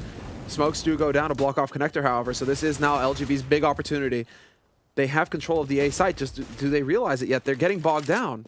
And they didn't put any connector smokes down. Okay, then, this is why they're hesitating, but they line up. Doja gonna take down Rain, but they still manage to get that bomb plant. Yeah, bomb is down. Jacob in the middle. Can he catch Angel and come back and help out? He goes for Angel, but not going to win the fight, and that kills the round instantly. So I think you're right, actually. They took a little bit too long, and they didn't put out the right grenades. And Hellraisers used real teamwork in the middle. And there's like a combination of things that went right for them. It's going to give them a 4-3 1-map round advantage here at least. There's a lot of money on LGB still, though. Yeah, they still have plenty to buy up at this point. Zevis still has 7K in the bank, so he should be able to drop whatever he wants here. You know, it's pretty much a free AK for anybody. So gear is not the problem here for LGB. Realistically speaking, they only really need 5 rounds as well to consider this a successful first half. So they're halfway through the round, through the first half at this point. LGB, they have 3. They only really need 2. If they can keep from having to eco, it'll be all right. But Kucher with a great shot on Poly to open things up here from top mid, and he's even going to go for more. Picks up a second one, takes out Jacob from underpass. This is very clean work here by Kucher. And this is the kind of play that's going to build confidence on your team. Right up until Rain just casually takes 2 in return. Kucher's going to be really careful. They are close to him with those AKs. But he's playing at the edge, using the gap there, and that's really smart. And backup is coming in as well. You can see the rotation from Hellraisers. And actually, Angel's playing really smart right now. He's just waiting and making sure they don't push CT spawn and pick him off as he's rotating in until the rest of his team is there. So I like that play. Kucha now, triple kill for him. Hellraisers, they're really starting to come alive, and you can see that they're under pressure. Communicating a lot better. Angel's going to go down. Rubino with 2 kills. Oh no, Kucha, last man standing. And he's in an awful position right now. Going to try and run out here. Gets the 1 kill in. Has to go for the ace now against Rubino. And there is time for it. Goes down. Triple for Rubino. And the score is tied once again. 4-4. That looked like it should have been a great start, but it just didn't happen. The power of Rain, man. Yeah. Yeah, Rain with a double and then Rubino to finish it with a triple. That's also painful. Yeah, it's these Norwegians are waking up over here. Jacob as well, just having great rounds before that. But yeah, Rain pretty much saving the day. And I really did like what we were seeing from Hellraisers at the beginning there as well. This time around, however, Polly will miss the shot, Kucher as well. So no early entry going Hellraisers' way. Instead, it's going to be a straight B rush out of LGB. This is their answer, and Flamey is already lighting him up. Yep. Oh, good headshot from Flamey. Goes for a triple, and he has the bullets for it. The M4A4 Howl there. Can't get the quad kill, but he's still done so much. And this is where Hellraisers can really start to relax. Obviously, it'd be best if they don't let the bomb go down, but if they really want to, they can wait till everyone is in position and just crush LGB. Yeah, all they need to do is hold. They need to just wait for that bomb plant sound. Hell, at this point, if for Hellraisers, exactly, they already have Doja flanking through. Yeah. Or is it? No, Doja got picked off from short. But who is up in the apartments, and why are they feeding themselves to Polly? It's up in the apartments. It has to be him and this Angel. Okay, Angel goes for the backstab there. But that was all about Hellraisers just trying to buy time. I'm just amazed that they started peeking before Angel got into position. Really good initial flashbang from Flamey. That was pretty much perfectly timed. They were so flashed, they couldn't stop and shoot at him or anything else like that, and half of them couldn't even really know how to move forward. So this opening saves it for Flamey. Imagine if he only gets the 2 kills and that ends up a 2v2. That's not good. They're going to go for another rush here, and they do have 2 flashbangs, so actually not so much of a rush as they slow down. And they do it just before they're able to be hurt by Angel. So now the question is, are they going to get the timing down right? Because Angel's still down there. And if they have this crossfire setup between Angel and Flamey, that's going to be painful. But now he's actually used all his bullets, and that's going to make them go. Well, here's the HE, and Flamey's in a great position right now to catch them. The counter flash as well to buy more time. Angel alive on short, but not for long here. He has to be careful. 10 HP left on him. Playing the angle, but it's not going to be good enough. Zevez hunts him down. But that bomb is stuck on short, and Zevez... Oh, wow. 1 HP. Well, okay then. I mean, what is going on? That's a little bit lucky, I'd say, for LGB, because they just got a bomb plant that they otherwise wouldn't have. Probably not going to win the round at this rate. Jacob, though, will take down one. Zevez is waiting, and he's playing this so well. He's juking around. He doesn't get the kill on Adrian. Jacob will. Now the Tech 9 is out. He's hiding in the smoke, and there's a AWP. That's the worst weapon. Jacob goes down, and Kucha is just going to finish the round. But that's way closer than it should have been. Yeah, look at the money for Hellraisers here still. They're going to have to buy so much. Now, if LGB win, it's a catastrophe for Hellraisers. Unless Hellraisers can just obliterate LGB this round, get a little bit of breathing room. If they were to lose a round now, LGB are going to run away with this half because Hellraisers are going to be in force buy territory. Just, you know, pistol armor, anything you can cobble together. Like a Russian M4, like anything at that point. So this is it, the big round, and it looks like LGB, no rushes this time. It's just going to be the straight smoke round. Yeah, and Doja holding on side. He's got Adrian there with him. And in the middle, there's actually a player waiting. That's Rubino trying to jump up inside the smoke to see if he can catch someone. That is some very crazy Norwegian-style Counter-Strike coming out here. Smoke's going to go away. JChem opens up inside the bomb site, but they still got to do something about Doja. They've killed Angel, but that's not the right man. They line up for Doja perfectly. And it's a triple kill here from the Russian player, leaving Rubino alone, and that's a good round. Well played on Hellraisers. They only lose 2 members. That's what had to happen, pretty much. I mean, keeping 3 guys alive in that scenario is just fine. Rubino had a good flank. I mean, he still managed to pick up the one in window there, but Doja, I mean, that's the thing. LGB get a little bit of luck last time. This time around, Doja gets a little bit of luck. He sprays down 2. If it's a 1-for-1 trade there, LGB can still do the damage because they still have to worry about Rubino coming in from behind. Yeah, and I think, I mean, in that position, if you're Rubino and the bomb does go down, all of a sudden, you know, you're the guy saving the round because they're going to look anywhere else except, you know, for window, basically. Rain, the Tech 9 to take down Kucha. They can't get out of the blast radius there from the grenade. And Angel just putting through some flashbangs, trying to keep them back. So it's good that they put a stop to Rain right there. Yeah, that was necessary, right? I mean, Rain in particular, man, this is like the hero of Inferno for LGB. You don't want to let this guy get any momentum. If he does, he runs away with everything. Or he'll just rain on your parade. Yeah. But... That 2 Tech 9 shots forces Flamey inside and almost looked like Adrian was going to run as well. And they can't do that because it's going to be at the A-bomb site that all the action is going to happen. Still 40 seconds left and waiting inside. Doja is there, and I think Adrian is also still holding. This position from Doja is pretty good, but he's got to get the kills quick. If this turns into like an elaborate spray fight from him, he's going to get overrun by the pistols, and Adrian won't really be able to save him that much. And Rubino's made his way all the way in here.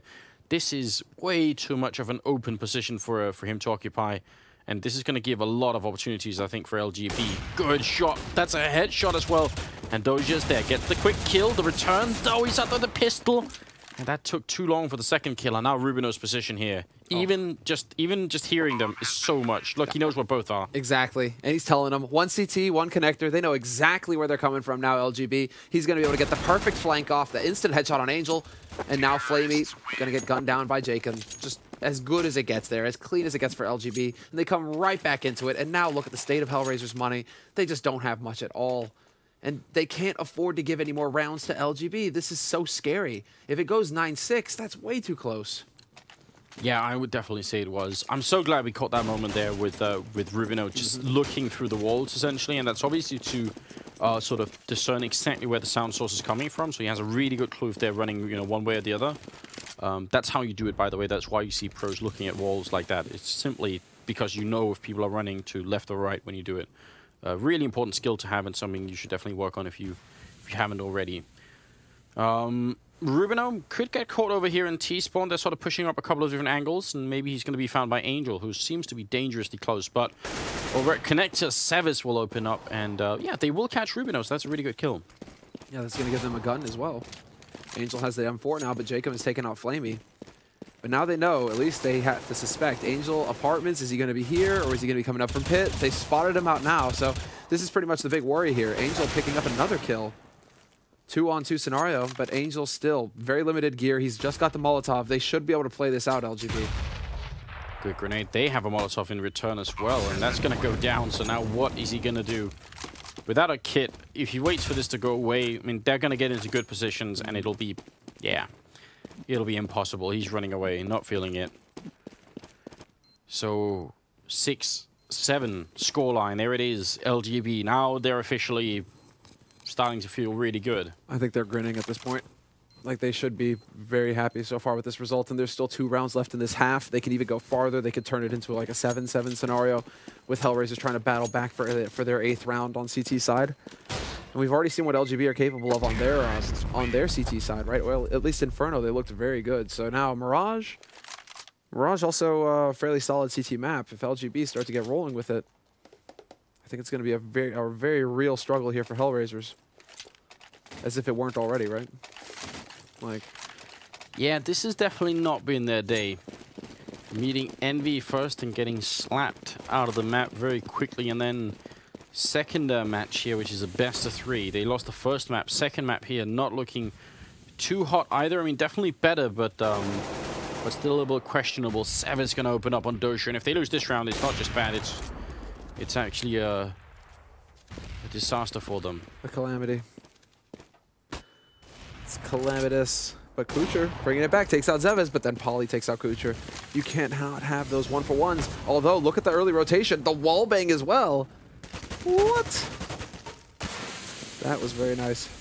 Yeah, and I think who's up there in that's Flamey. If you go to him, actually, you can shoot right through the wall where Flamey is. Actually, even if he's up in the window, like in that little thing there, you can actually shoot right through an AWP, and it does a lot of damage. You just got another right spot somewhere. But it is a 3v4 right now. In life, right?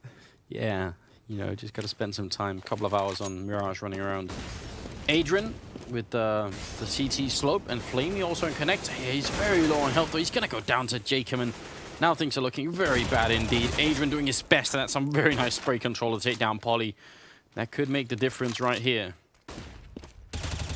No, the wall bang. Doing good damage. Rain still turning this into a 1-for-1. Adrian just casually returns the headshot, however. Turns it into a 1-for-1 again, though. And this is now a 1-on-1. And Adrian, he's just looking for it, and he will close it out. Jacob, nowhere to hide. And that is going to give them good hope here, actually, going into it, because Hellraisers now will be able to get to cobble together some kind of buy going into the 15th round, rather than just being forced to go for pistol armor. Yeah, it's not going to be like the greatest buy, but saving the op as well. What a round from Adrian. Really, really cool stuff. And he almost burned to death to the Molotov first time around, but LGB, I mean, sadly for Hellraisers, they actually have a pretty decent bank going on. I think Severs had like 8,000 going into this round, so there's going to be a lot of rifles here still on the Norwegian side. 9-6 is the best case scenario for Hellraisers, and they need that. They definitely need that. Well, once again, battle mid, and Kucher will win again, although Polly struck first. And Polly probably clipped him. I feel like we're having deja vu here. It's like Kucher gets 2, and then somebody kills him.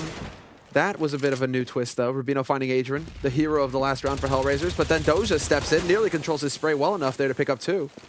And they're all rotating over. They really want this last round. They're just fighting this one big group here, Hellraisers. The Rain still wins that fight, even though he's halfway flashed to begin with. So it's still a 2v2, and Severs is now here as well. He's not going to be there quick enough. Now it's a 1v1.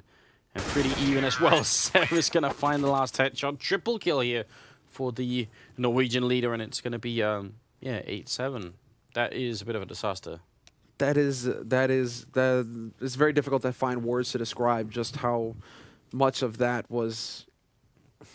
I mean, why did Angel walk out at the end on Electric there? Just casually walked out as well, slowly, instead of playing the site, playing for time. I don't know. And that is brutal. That is brutal. They could have also tried to wait and see if LGB were going to risk putting the bomb down in that 2v2, you know, something like that. Did they really? But now look at LGB. They're ready with the snipers here. It's a USPS. They've got 1 HE and a kit on Severs, and actually he's in the wrong spot for it right now, which is a little bit of a shame. But no, actually, are they going to end up? Oh, this is clever. Angel has got a P250 in armor. Doja dropped it for him, I think. So they're trying to shift it around a little bit. Kevlar P250, that's not too bad to have in a pistol round. Look at what they know. They've already got Rain coming up from behind, so this is LGB with 100% knowledge of what's going on.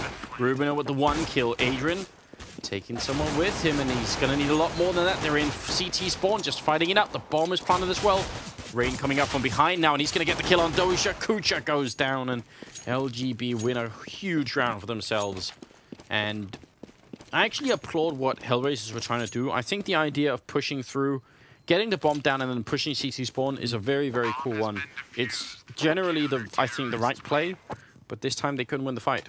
No, they exactly, you know, just going in there. But the fact that there were so many people there so quickly for LGB, it was just this constant battle.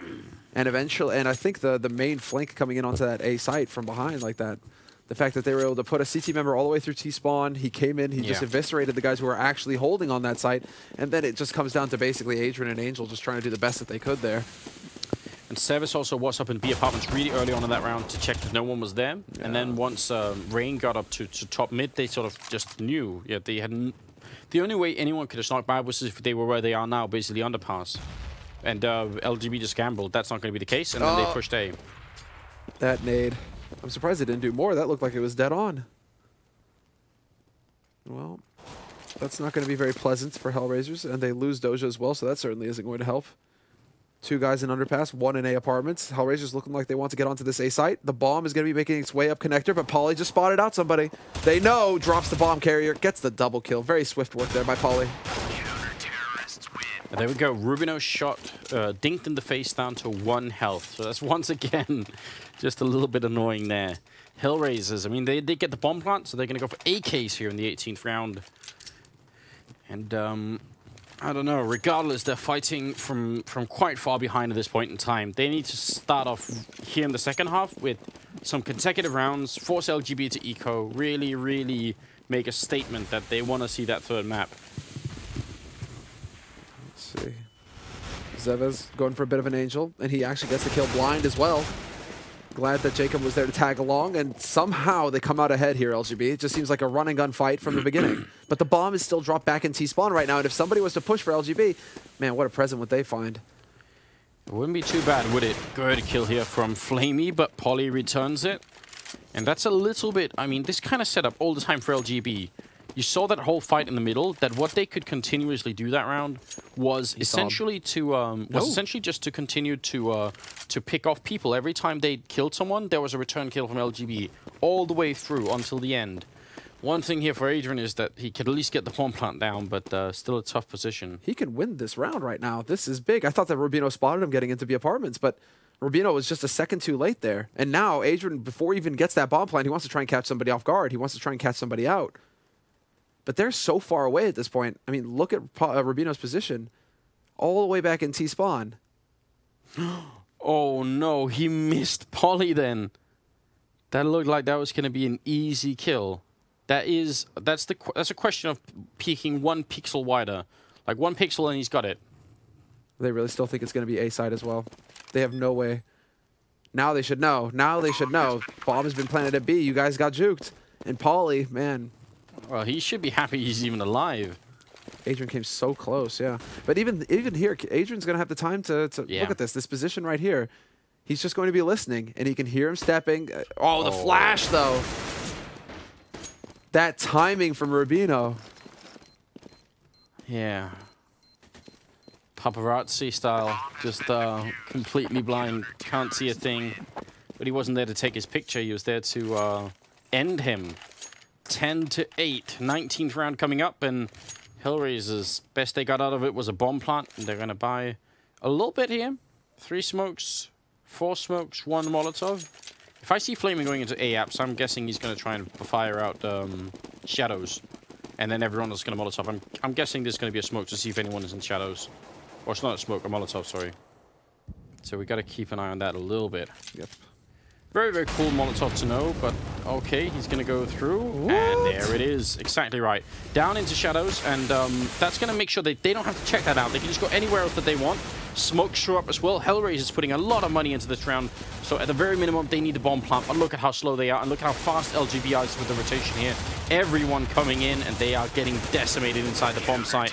They get the kill on Polly, and that's all. Well, we got to see the Molotov, and that's good. I just love that Flamey lives up to his name, man. He's like, hey, bro, I heard you like flames, so I'm going to run through flames while I throw these flames down into Shadow. Like, that was commitment to the cause. But that's also just Flamey not willing to back off, knowing that they want to get this done fast, get this done quickly. And yeah, it all comes down to timing, setting up the timings with the nades. Your teammates might be in position to be able to pick somebody up who's running out of Shadow. But if you're a second too late, it might ruin the whole thing. So, well played there by Flamey. Just as far as Hellraisers are concerned, the rotation from LGB was just too quick.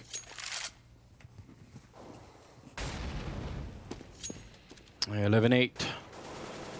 Polly AWPing middle, and nobody's covering underpass for him, so I wouldn't be surprised if he's only going to stay. Yeah, so he's only going to stay like a short amount of time because it gets more and more risky the longer you stay. Someone could be walking up underpass, and then there's no one there. So just a bit of an initial position setup. Now they're going to go back to try and execute an A push, and LGB have a pretty good setup for it. Now they're down in Shadows again, and is Flamey going to do it one more time? Actually, it's Kucho who's up there, and he doesn't have a Molotov, so that means...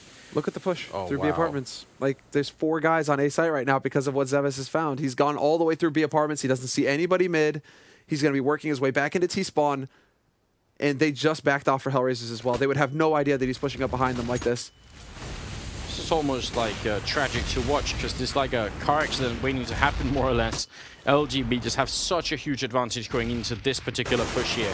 Rain does go down. That's a good opening kill from Adrian, but now Sevis going to come charging through the smoke, and he picks up the first kill right here. Second one denies the bomb plant, and that finishes the round. Pretty much. Lukucha is the only man alive, but as I say that, before I even finish the sentence, Polly picks him off.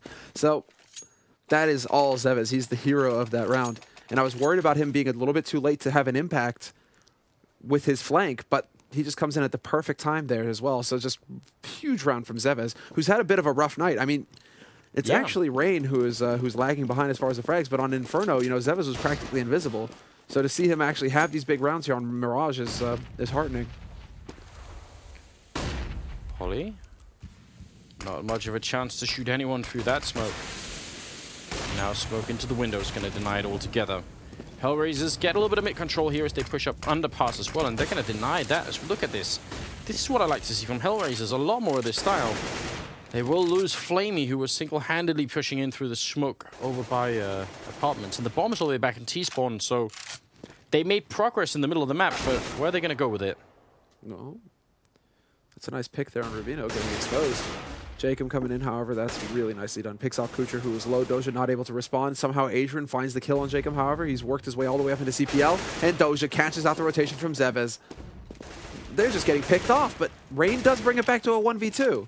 Problem is that they know where Rain is at this point, but he heard the steps. Hot on his heels, runs right into Angel, who stopped, who paused to listen. That's exactly what Angel had to do there, and he lands the shot as well. Very well done there. Not at all bad, and that's going to be finally around for Hellraisers. To bring up the graph real quick, if we do have a graph in the game. So that's the first round they won in the second half here, after 5 in a row for LGB, and that is a trend that cannot continue. Hellraisers, they got to start putting together multiple rounds at a time here. But I do like that smoke that's being put out by Angel, making sure they can actually get into middle without getting sniped out by Polly. And Polly jumping around, and is going to miss the shot, almost like it looked like the grenade killed him, but not quite. Rubino with 2 good kills, he burns alive. And it ends up being an even trade, which will favor Hellraisers. The bomber's in the middle, though, and they got to make sure that doesn't get lost in there somehow. I'm wondering if Polly wasn't trying to block the smoke from coming into window there. We've seen Kenny do that in the past. Yeah. And Guardian. First time I saw that in any match was actually Markolov doing it. Yeah, now that we're Markolov talking as well, about yeah. CIS stuff, but yeah, I mean, you're right. That's something you could do. Maybe he did. Trying to get fancy, you know, go for the style points. It's like, hey, hey. Chest out. Very manly approach. Oh, Jacob. 2 flashbangs. M4 in hand, jumping like a crazy person over here, which is the right move, essentially. Especially when you're not playing against Kenny or someone like that, who can actually snipe people who jump like this. But going to be a little bit harder with the AK. Now here's the decoy. Flamey working his way up onto this A site. He's just here to sow discord, essentially. Misinformation. Look at the lurk. If he catches them out, if he were to catch Zevez right now, this would be big. This would be a big kill to take out Zevez, but instead he's going to get greedy, and he gets caught. Oh, Flamey. That was definitely a really, really big misplay there, unfortunately.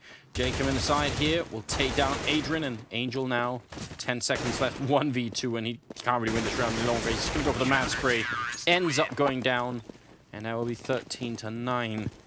Oh, Flamey. I think he probably thought that if he did that, he would get the straight headshot. And it looked like he should have, but, you know, he took just a second too long. That was really such a shame, because that would have been a big open. Like, that would have been the perfect decoy. Getting a kill in A like that, and that far into the bomb site, they would definitely have been thinking, all right, it's an A push, let's go. Yeah, that's a real shame.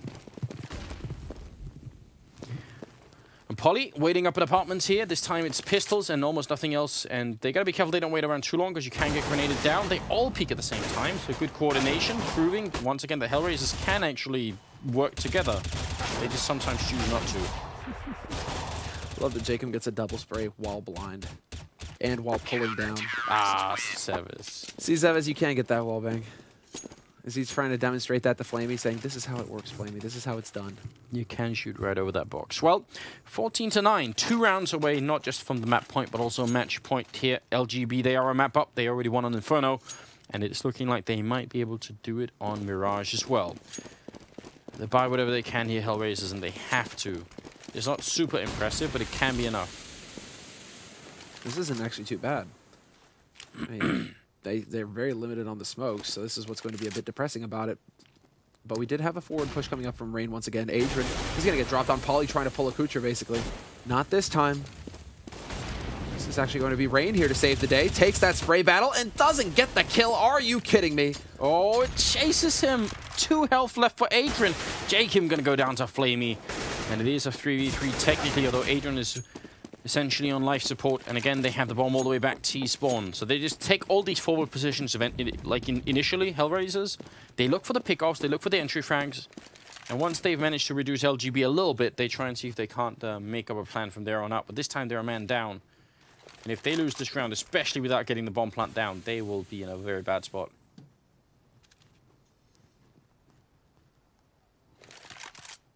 This is all about patience at this point. Look at where they are set up. Rain right now on Electric. He's just waiting for there to be a flank of some sort. Spots him out, puts some fire in. He could get caught, however, and that was it. Kucher missing an opportunity there.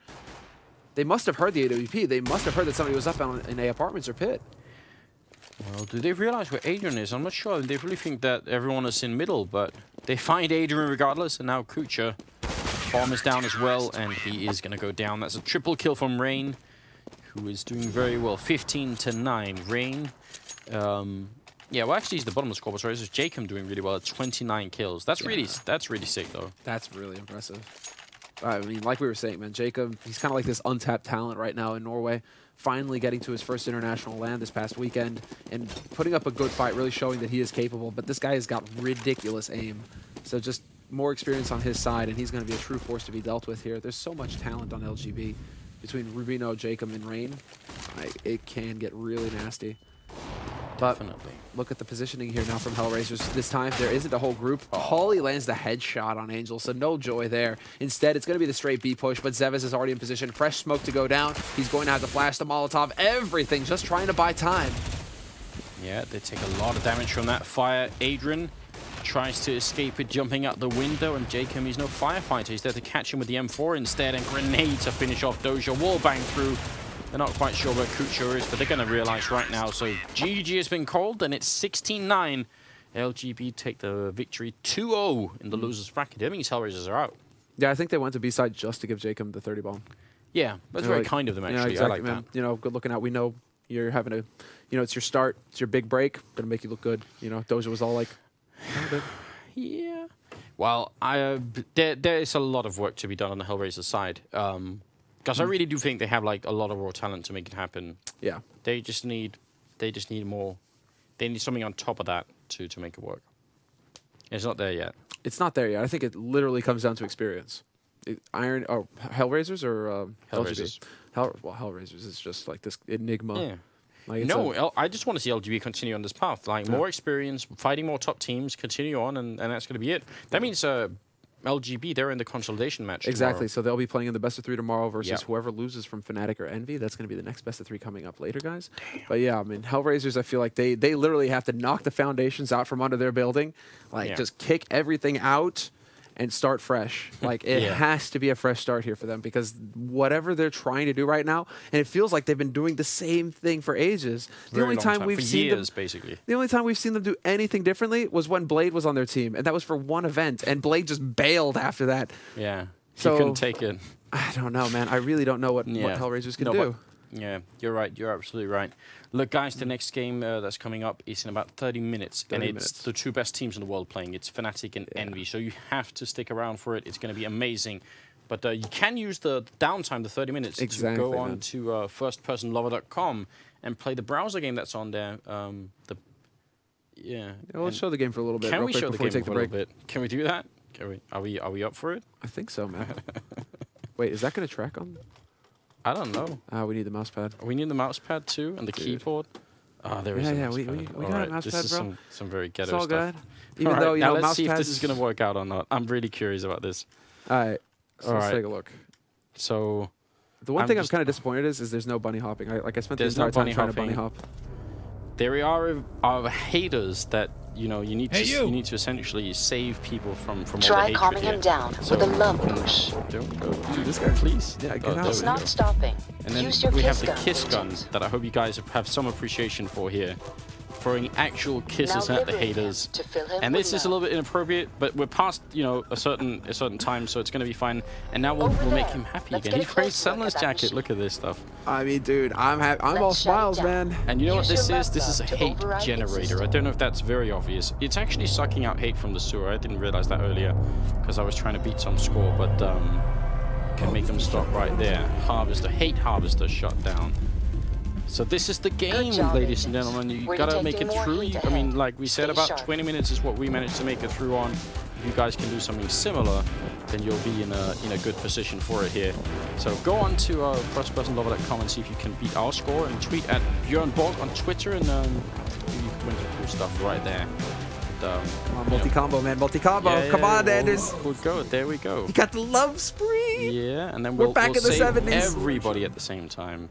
Look at how happy they are. Dude, I swear, man, you put that jacket on, everything looks just so rosy. Everything looks great.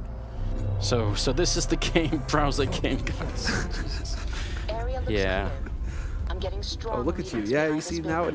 now you know your way around. Now you're saving some I'm time. navigating this map backwards. aren't I think I think we're gonna have to go for another shot, man. I think we're gonna have to go for a rerun or something. You know, try and refine our times now that we've been through it once. Make it through, and you actually do get more weapons here, which is very cool, including this one, the shotgun.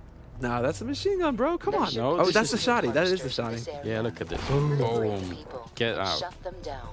Dude, the shotty Quickly is the put best some gun. clothes on before someone reports the stream. You know, can't have any of that. Yeah, this is in New York.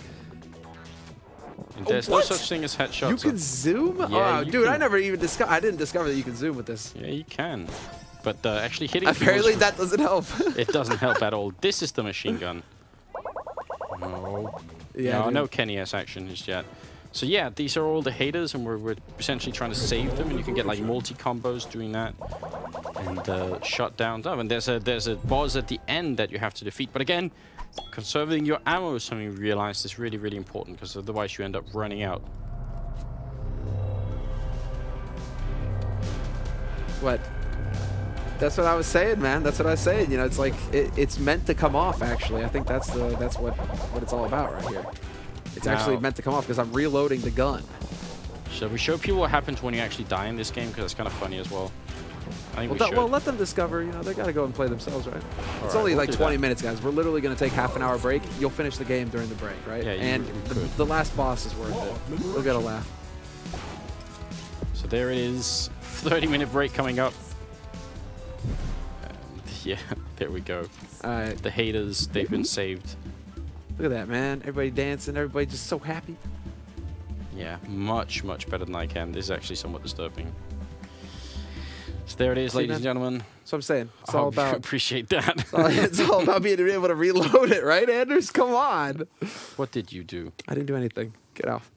Good stuff. Somebody's already done it too. 30 minutes, guys, and we'll be back here. It's going to be Fnatic and Envy, best of 3. So stay tuned, and we'll be right back. Audio Jungle.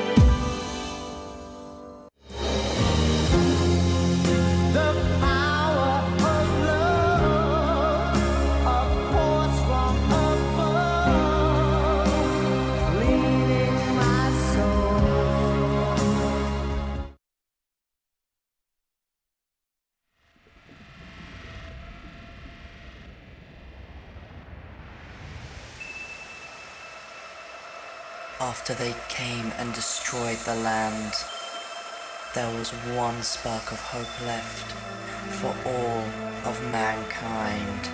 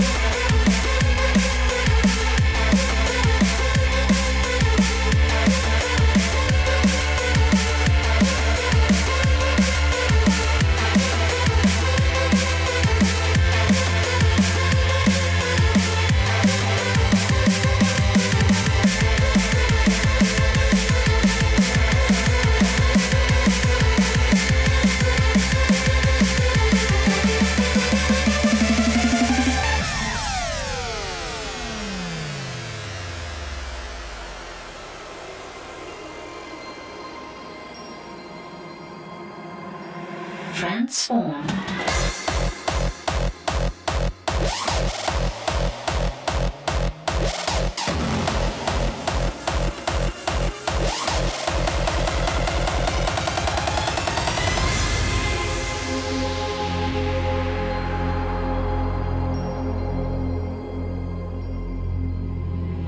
Transform your state of mind.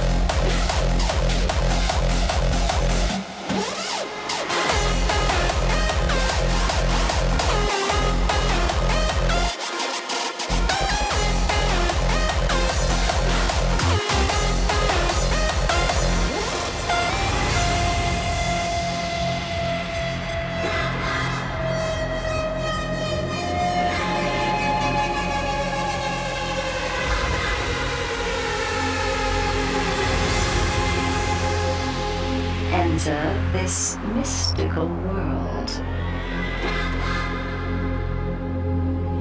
Transform your state of mind.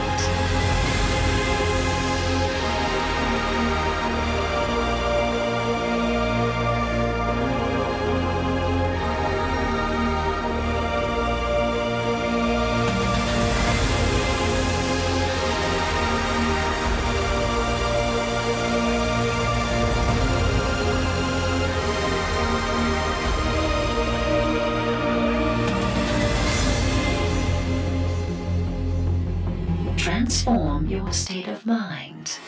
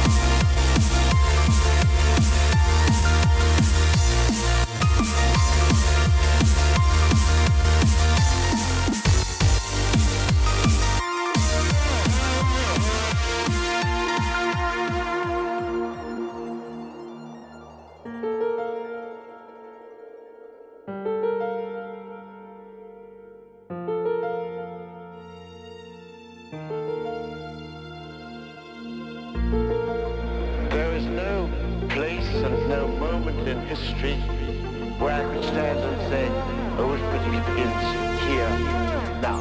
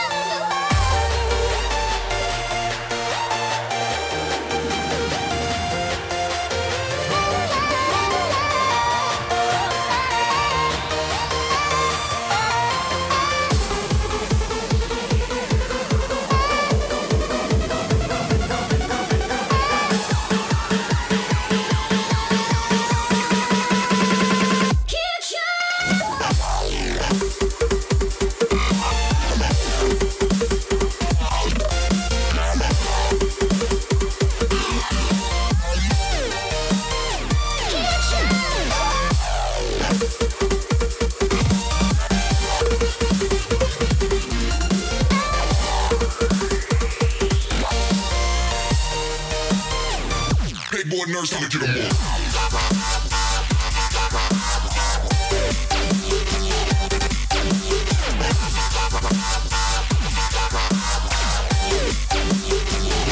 Living life for the next drop.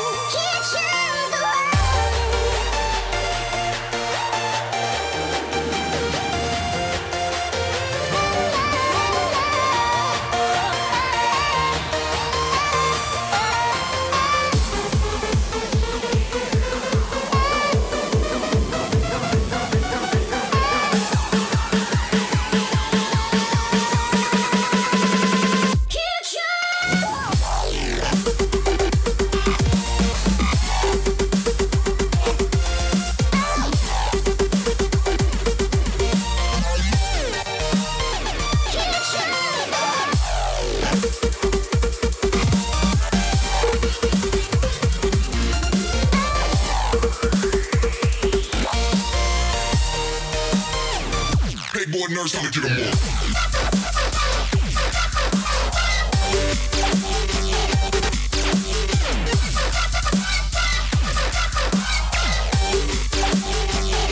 Living life for the next drop.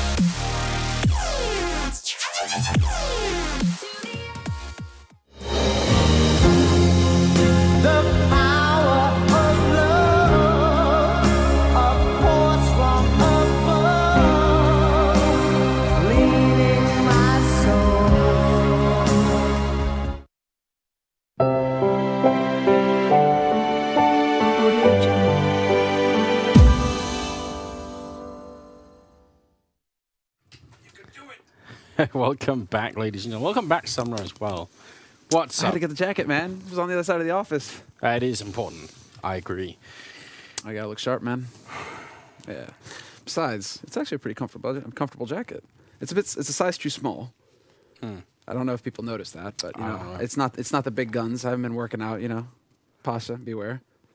But yeah, catching up to Pasha is going to take a little bit of while. I think, you know, that's going to put in some real dedication. But maybe. Okay. With I'm noticing like random things, like there's a jug of water over there now. Pontus literally just came in with it.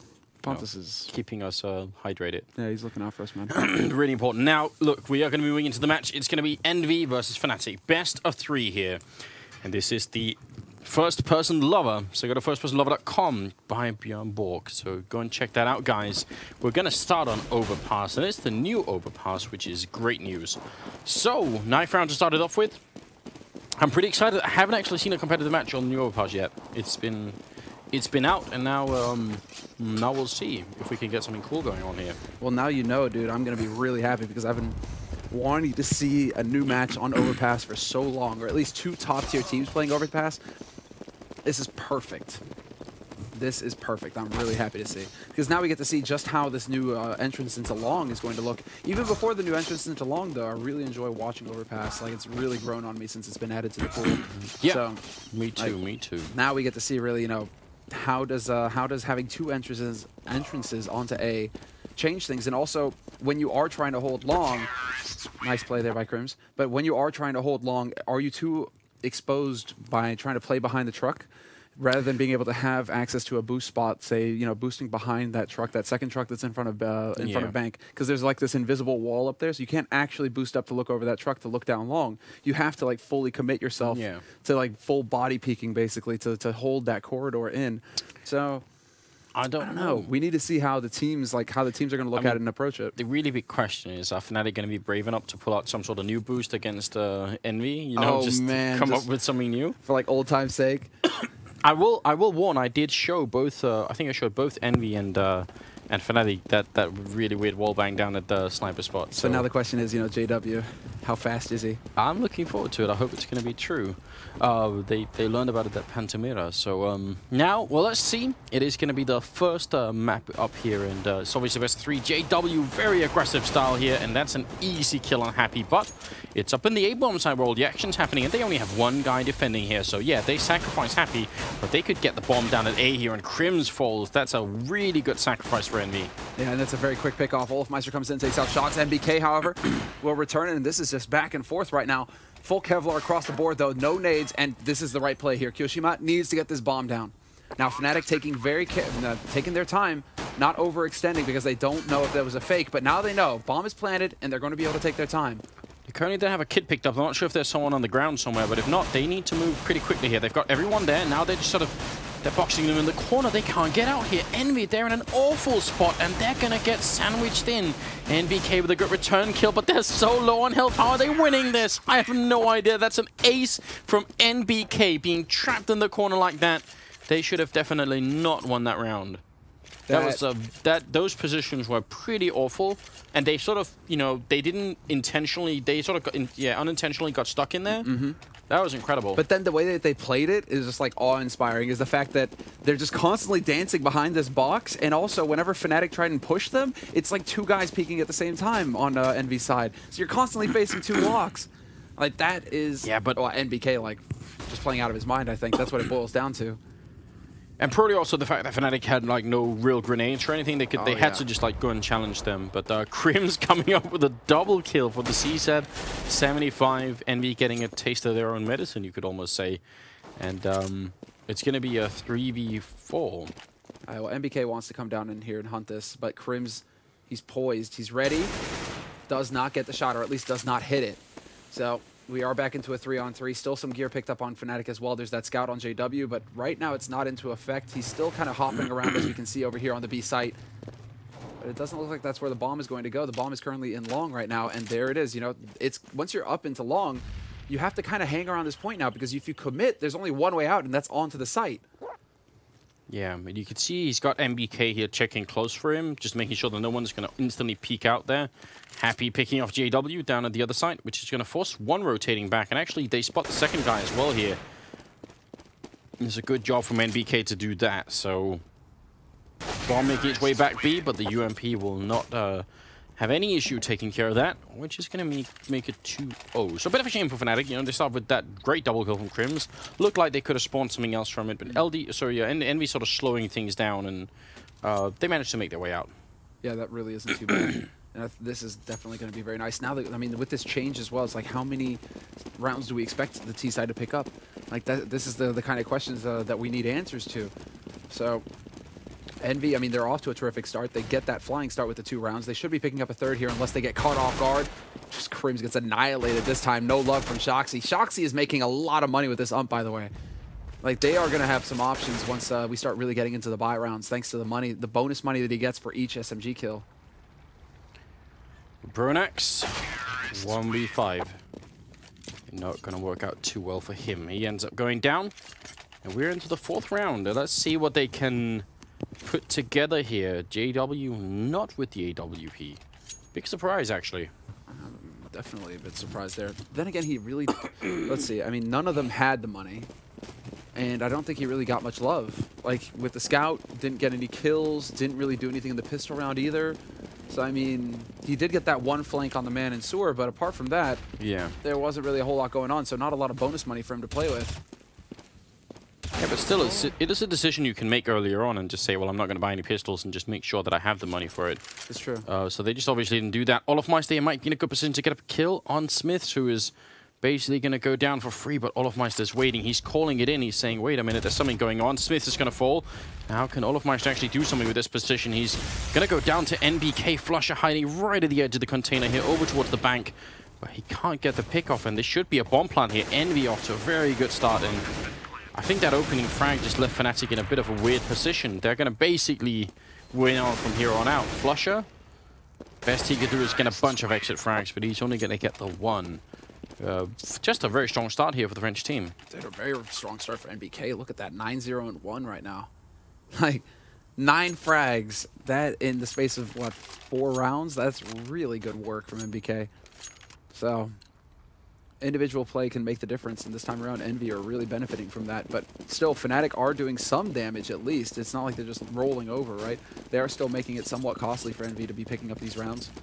But that's not going to change the fact that they still are on pistols in this one. So let's see. Holding up close this time. Can Crims get lucky again? Oh, look at this. Shox really not leaving much to chance. Really solid play, I'd say. Happy. Bit of uncontrolled spray there. I think he got caught a little bit by surprise, even though it looked like he was peeking for it. And NBK is going to come through. Does go down to Pronax. So a couple of rifles lost maybe unnecessarily here. But, you know, Envy, they're on the less favored side. Even if they lose a couple of rifles like this, they're still going to feel pretty good about having a 5-0 lead. Yeah, on T side, I mean, we've seen kind of the evolution of how many rounds you should be picking up, right? And it is still floating kind of around like 11-4, 10-5.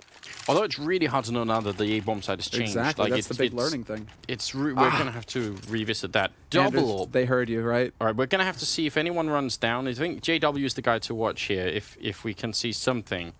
I don't know if they're going to do it. Maybe they feel like it's ridiculous, but I had lots of fun matchmaking coming up with this, with the one wall bang. We got to check JW. No, not going to try it. I'm disappointed. Very disappointed. Happy also has one, and it's so cool because Happy is like the guy AWPing for Envy on this particular map, has been for a while. Not Smith, not Shox.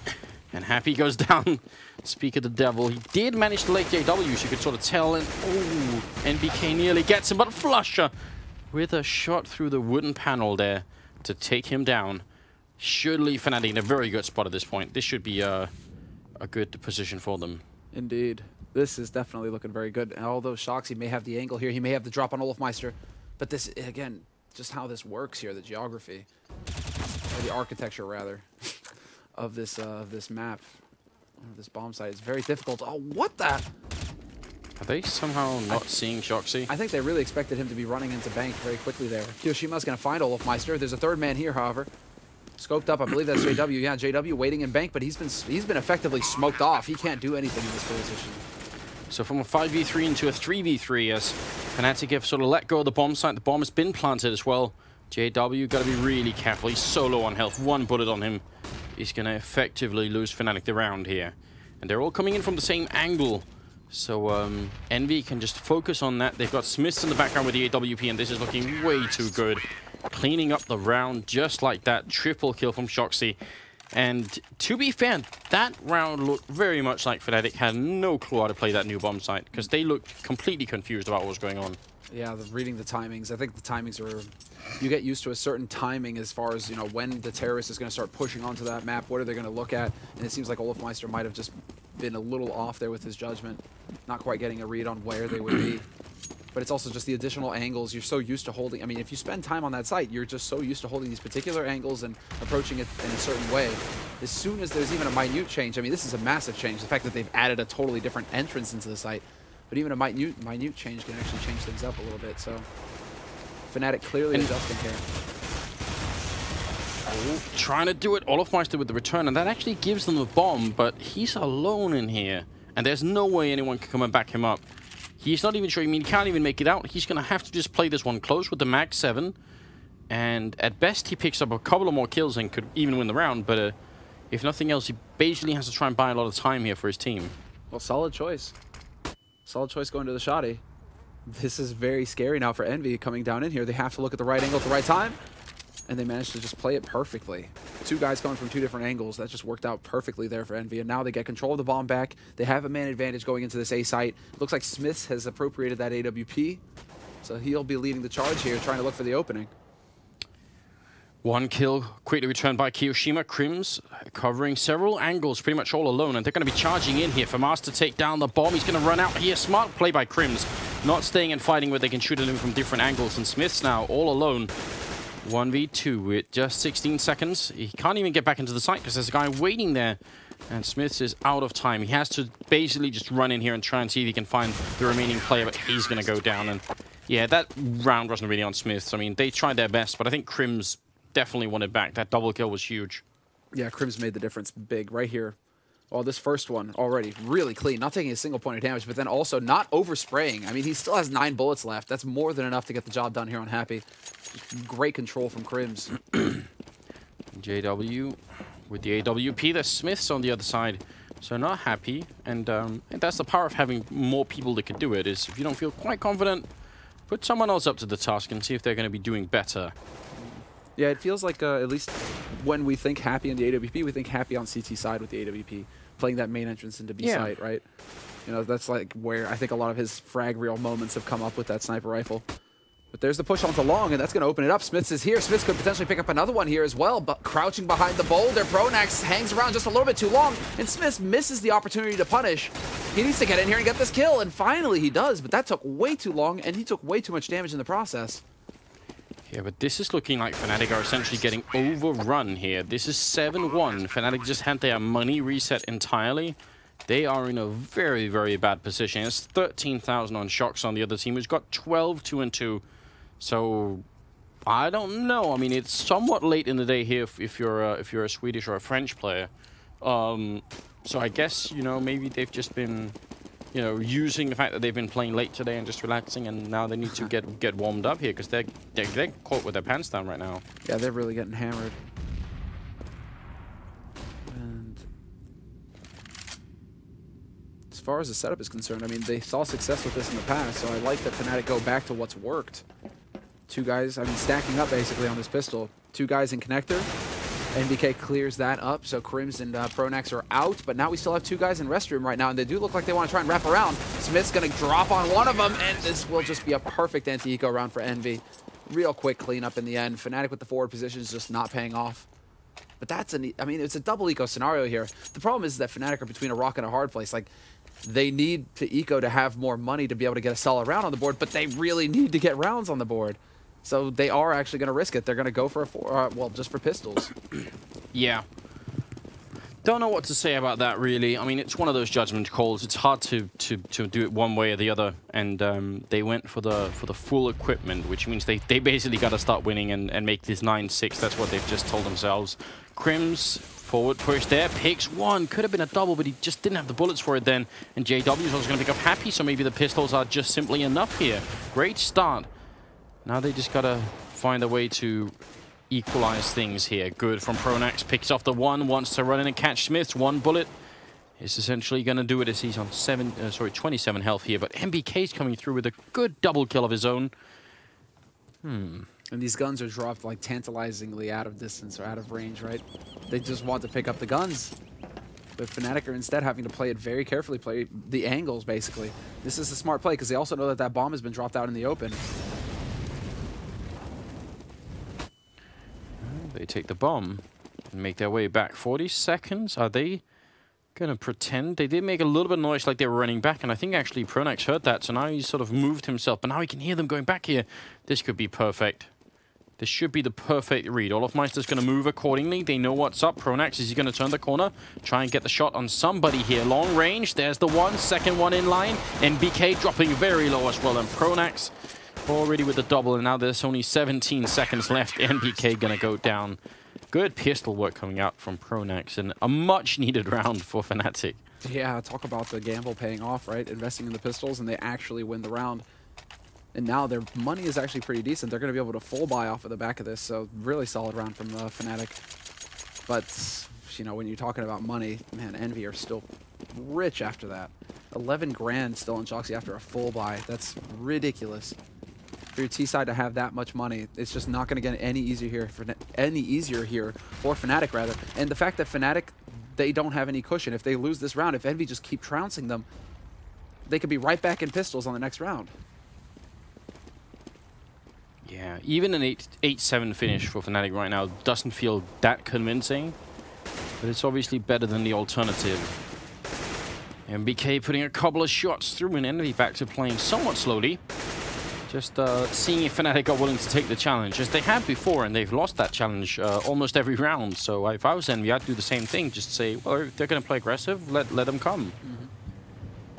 Well, there is an AWP over there right now, but it's Pronax holding the corner. Pronax holding the barrels. Look at these smokes. Yeah, these are smokes that are going to end up in the B-bomb site, so they're going to look like, oh, it's a B push coming here, smoking off, and they're all up at A, so this is very nice. JW looking at so many angles and trying to cover that new spot. He gets the shot on MVK.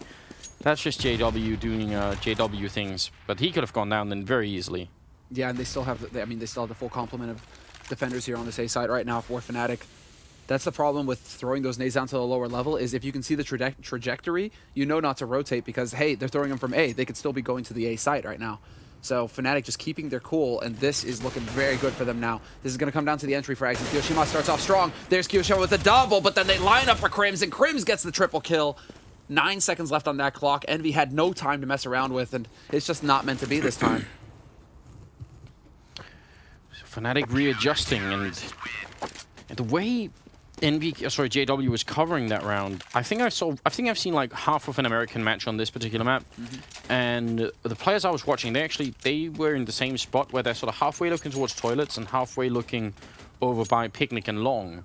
And it seems like a really confusing position because if you look the wrong way, you're dead. That's the main thing. That's my main concern with it, because you have to stand by that truck, and if you don't have smokes or something to block off mid, it just feels like you're so exposed there. But it's the only way to hold Long. Like, they'll get up like practically onto the site if you don't have anybody watching it. So it's a really tricky position. I think we're gonna have to see how teams approach it. You know, if it isn't just JW pulling godlike shots, right? Yeah, it's hard to really rely on that. I mean, if he misses it, that's it. Olofmeister with a really good forward position, and they didn't really count on that. They moved up a little bit too soon and didn't check the whole of the toilets area. So they're a man down, and JW is going to make it 2 men down. Happy charging up from behind, and we'll get that kill on Olofmeister, who wasn't paying attention quite enough here. Happy will pick up a second kill, and Smith with one on JW. It's crumbling for Fnatic. We bring it back into a 2v2, but that's so dangerous. I believe the bomb is dropped out. Yes, the bomb is dropped out. Crims just darts forward to confirm that the bomb is still there, and now he knows that he has all the control. He has all of the power, and Pronax is rotated over as well. Kyoshima gets taken out. It's down to Happy now, who has 10 HP to work with, and Crims has the perfect line onto that bomb at this point, so it's looking pretty grim here for the Frenchman. Happy really quite sure that they're going to try and boost over at some point, which you can just sort of look over that one, jumping on a teammate's face, but he should be going down just about any second here. They're going to catch him in. Pronax with a double. Fnatic, sure, they win the round, but considering they got 2 pickoffs, you'd want a round like that to finish much stronger for the CT side, right? But you're looking for a decisive victory in that case, especially on overpass like that. But, I mean, Happy, you can't really account for Happy managing to land a long-range spray like that for the second kill. Still just really good work from Happy, but now we have to see exactly how things develop here, because there's 2 rounds, well, 3 rounds left in the half, pretty much, including this one. And Fnatic have actually gained a little bit of breathing room. But one thing I am liking is that Fnatic have thrown themselves out there at least. Tried to not give Envy too much space to set up and to feel comfortable. They have been pushing around. It didn't work on short this time, that's for sure. But it is something that they've been doing more of. Yeah, it's really hard to account for Happy just coming in with a double entry, and the rest of Envy, they weren't even at that bomb site, but now they're just going to say, well, all right, if we're going to get that kind of entry, it's going to be great. Grenade brings Flusha down to 6 health, and he's in a very bad spot. That's the 3rd kill of the round for Happy. And he's going to get some help finally from Kyoshima. Olofmeister, well, I'm not sure why he's showing up here. He's showing a little bit late, huh? Oh. He goes down. Wow. This is one of those risk versus reward kind of situations. Like, the chances that he wins a 1-on-3 from that position is almost none. But if he can end up getting a kill, what will he get from that? Like $300, $200 or something? It's almost nothing. So, well, with the AWP, I mean, he's going to get $100, right? Yeah. So I mean, if he gets a couple of kills, that's like 200 or 300. That's like the best he could do, right? So why go for it? You just lost a huge potential rifle. They're going to rebuy it regardless in the 14th round, and pistol armor on everyone else, but I'm not sure that was quite worth it. Now, Pronax hiding near the smoke, and they're trying to get him. And actually, this is a really clever spot that people in matchmaking annoyingly keep using, because you see Shox thinks he's trying to spray through, but oh, he does know the angle. Well played on Shox there. It is actually really hard to know if you've hit people in there. Nope. HE's, man, chasing Crims out of there into the loving arms of NBK. Long-range shots there, though. He almost takes out Smith before Smith can land a shot with the Tech 9. Yeah. Have you ever been caught by someone in matchmaking in that position that Shox was trying to peek? Yeah. It only had to happen to me once that we all sort of just rushed through, and then someone just walked up behind us and killed us. I was like, nope, I'll always wait for that smoke to go disappear now. But, alright, 10-4. Envy are in a envious position. Oh, indeed. Indeed. I mean, yeah, 10-4. I mean, this is like flying colors, and the T side of Envy tonight is just, they're on a totally different level. Because on Inferno as well, versus Hellraisers, they just beasted Hellraisers, despite the fact that Hellraisers started CT. Envy just had a magnificent T-half, and tonight we're seeing more of that. I think Happy took it personal when Thorin said he wasn't a very good in-game leader. You know, now he's looking to prove that. He's like, oh, Pronax is third on your list? Well, hold on, let me go ahead and just take care of that real quick. He gets the last kill of the round as well, 11-4. Utterly decisive victory with Happy at 15. NBK at 16 and then 14 for Shox. So it's all in all looking really good for the Envy team. And on the Fnatic side, I guess it's mostly Pronax and Crims doing anything. Actually, the rest of them, Flusha, Olofmeister, and JW, kind of not there right now. Yeah, kind of wonky. Yeah. Which is unusual, but of course it can happen to even the best. And 16th round is coming up here. Not sure I can find too much excitement. I mean, yeah, if they win the pistol round, they're going to get more rounds, but winning the map is a very different thing, I feel like. I do like the dual E's here from NBK. Good choice. You know why he's using those? Why? Because they're color-coded. Because they're like Envy colors, basically. Oh, yeah. See that? Well, I was going to say it's anticipation for the other dual E's if they get put in the game. That was my angle on it. One can always hope and dream, you know.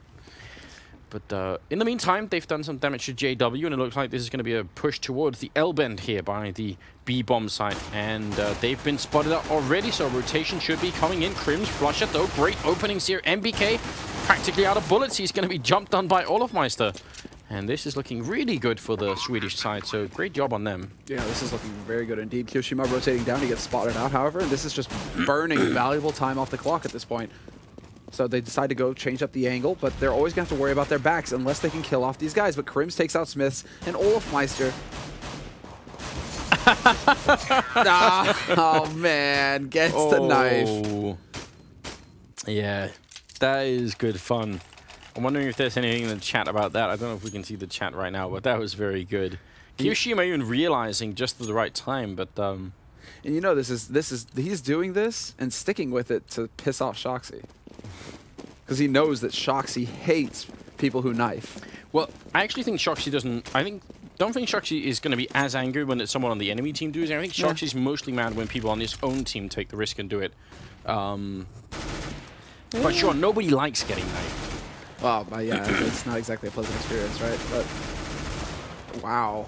NBK takes out Flusha. Flusha really going for the spray and pray there. Kyoshima! Triple kill with the 5-7.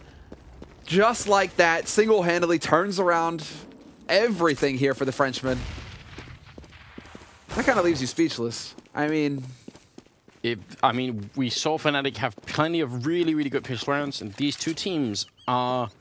They're really the kings of utilizing all the pistols. It's not just 5-7, it's not just Tech 9. Yeah, the C-set, of course, as well. Like, they really know how to put it all to work. And great angle there. Kyoshima coming up with a huge round. Grenade on out. Gonna soften up Happy, but Olofmeister is definitely hunted over here. Trying to see if he can fight his way out. And now he actually has at least the chance to run somewhere else. He's got the time for it. Yeah, exactly. The fact that Happy goes down there, that's actually very unfortunate that Happy went for the repeak. But Shoxy's going to be able to rotate over here fairly quickly, and he's got eyes on short as well. So if Olofmeister comes up here, this shouldn't be too good. Wow, he has the perfect timing to catch Shoxy jumping. This is actually a big mistake, and I think this is really going to mess with Envy's mind, with Envy's mental game plan or mental state if they lose this round, because I think that they definitely think they've got this in the bag. Olofmeister, 14 HP. This is the B site. He looks to his tag on the wall for inspiration. He knows what he has to do. When he gets it, the quad kill at the end, and he saves Fnatic. That could have probably been game over, at least on the first map, if they had lost it. That's too big a win. And Kyoshima probably going to be looking at his teammates a little bit here and saying, come on, I gave you all of this. Exactly. He's got a triple kill. He ends up at 3 health. That's practically also confirming Half-Life 3. And we're going to be into the 18th round. UMP being picked up on Flusher and Fnatic. I mean, it's still a long way to the comeback, but they're fighting their way there. Slowly but surely. Envy, you know, giving him a little bit of a nudge, a little, you know, help there as well, seeing as how that definitely was an Envy round after Kyoshima's display. Now JW gets tagged down fairly low here, so that jumping scout from Smith's doing the damage, slowing him up. Flush is taking a little bit of damage as well, so actually Envy setting it up not too bad here at the start at least. Kind of putting Fnatic on notice, making sure that they don't get too comfortable pushing across the map. And I like the similar styles here, the similar approaches from both teams and their CT's side, you know, just getting out there and making sure that the other team knows, you know, that they have a presence on the map. It's not just let's walk across the entire thing and set up for an A take. Yeah, very true. Smiths, is he going to catch the guy? Oh, no, yeah, he won't. A little bit too much, but Kyoshima now has a really long angle to peek down here, but JW will actually manage to take care of it. So Fnatic proving that you can at least try and rush down there if you have enough people, but also they had worse weapons, so it's kind of hard to know if that's going to always work for you. Feels like it won't, but shotgun left on MBK. We've got no skin. Yeah, no skin actually. He's pure with this one. I'm surprised. There's so many good Nova skins out there. Come on, MBK. Like a walnut. Just go for the old you know, the old man's hunting rifle. There you go. 900 bucks. Let's see. Cha-ching. Does he get more? Probably not likely anymore, actually. Gonna get shot in the legs a little bit then. So 7-11 and Envy. Still not enough money to make the buy. So Fnatic are, they're in a really decent position right now. At least money-wise. This, I mean, what's weird is, and this isn't true for Fnatic on their side, it didn't seem like Envy won a lot of their rounds by utilizing that new spot. So I mean, I'm even hesitating to say that that's what's causing like a change in the balance. It shouldn't. I could understand if we saw Envy keep rushing over there and they had like some new setup for it, but it seemed like this is just, I don't know, they're playing better on the terrorist side right now, both teams apparently. Yeah, maybe we're witnessing like the shift in meta. You know, the teams have had so much experience now on the side. I like this setup though. That was actually a really cool trap being sprung by the Envy team, having 3 people over here, and unfortunately they got grenaded really low to begin with, so they lost a couple of people there. But still a good idea, just getting ready for it, and they're gonna lose Smiths as well, leaving Happy and MBK. Happy gonna go down. So it's all on MBK. That, I mean, I actually think they could have got a lot more out of that. Well, Kyoshima unfortunately shot Shoxy in the back of the head, I think, as well. So that didn't help, right? When you're taking that much nade damage, you got to be real careful about your lines of sight. And there's the wallbang, but he still gets a second one. 3 kills in the eco. That's not actually too bad. Oh, no, definitely not. Yeah, we will see the AWP, and it's going to be picked up by Smiths as well. I was sort of wondering what was going on over there, but Smiths will be the man to do it. 11-8. And moving into the 20th round. Well, let's see now. Where do they take it? Looks like Smith's making his way down long. Do they have some kind of clever boost? Kyoshima looking like he might have been wanting to set something up there. Instead, it's going to be about as casual as it gets over there. Instead, it's going to be Action Sewer here. Fnatic just pushing in, trying to get control of short, and they will do that. NBK having to fall back, take a bit more of a passive position to hold this B site. But this is smart by Envy. At least not just getting overrun right out. Although Shoxy has dropped scarily low here. Taking a lot of damage initially. Never a fun time, especially when you have the rifle and you know you're supposed to be getting at least in uncomfortable range later on. Plenty of time for Fnatic to make their move. And as you can tell, it feels like Shox here is just not really trying to cover it as much as just getting the information if anyone's out there. Good shot from Smith, though. We'll pick off Olofmeister, and it's now in favor of Envy. It definitely feels like, or I mean, it definitely will be an A push coming out here. The question is, can Crims do enough down at B to make the difference? Can he force someone to rotate on out? Oh, I like this a lot here as well. JW up in this position. Oh, but that's it. The smoke, and it's just wide enough for the smoke to totally block off that entrance. And now they're going to have to move that bomb through mid. We can see they're on restroom. Bomb on Pronax making its way back around. Fresh smoke goes down, however, to block off this entrance. 20 seconds left here for Fnatic. They're going to try and run in here. They're just not going to have enough time. Bomb gets dropped. That's certainly not going to help. 15 seconds. We're approaching 10 seconds, and they have not got onto that site. They need to get all the kills at this point.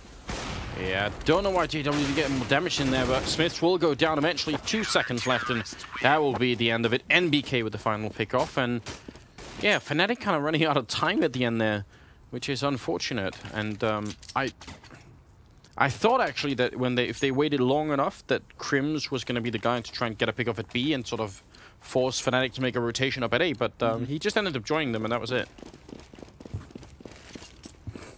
Alright, let's see here. Because Olofmeister had so much money, they do actually get a reasonable buy out of this stuff, Fnatic, so they definitely aren't out of it yet. Problem is that Envy are going to be feeling pretty confident with the scenario. And I'm not sure about Kyoshima actually peeking down there or fully committing to the peek at least. Wow. Crims with a sick headshot on Smiths at long. That is beautiful. And now NBK, does he decide to take a risk? Does he decide to go for a push? It doesn't look like it. It looks like he prefers to hold passively here. Flusha would have been waiting for him as well.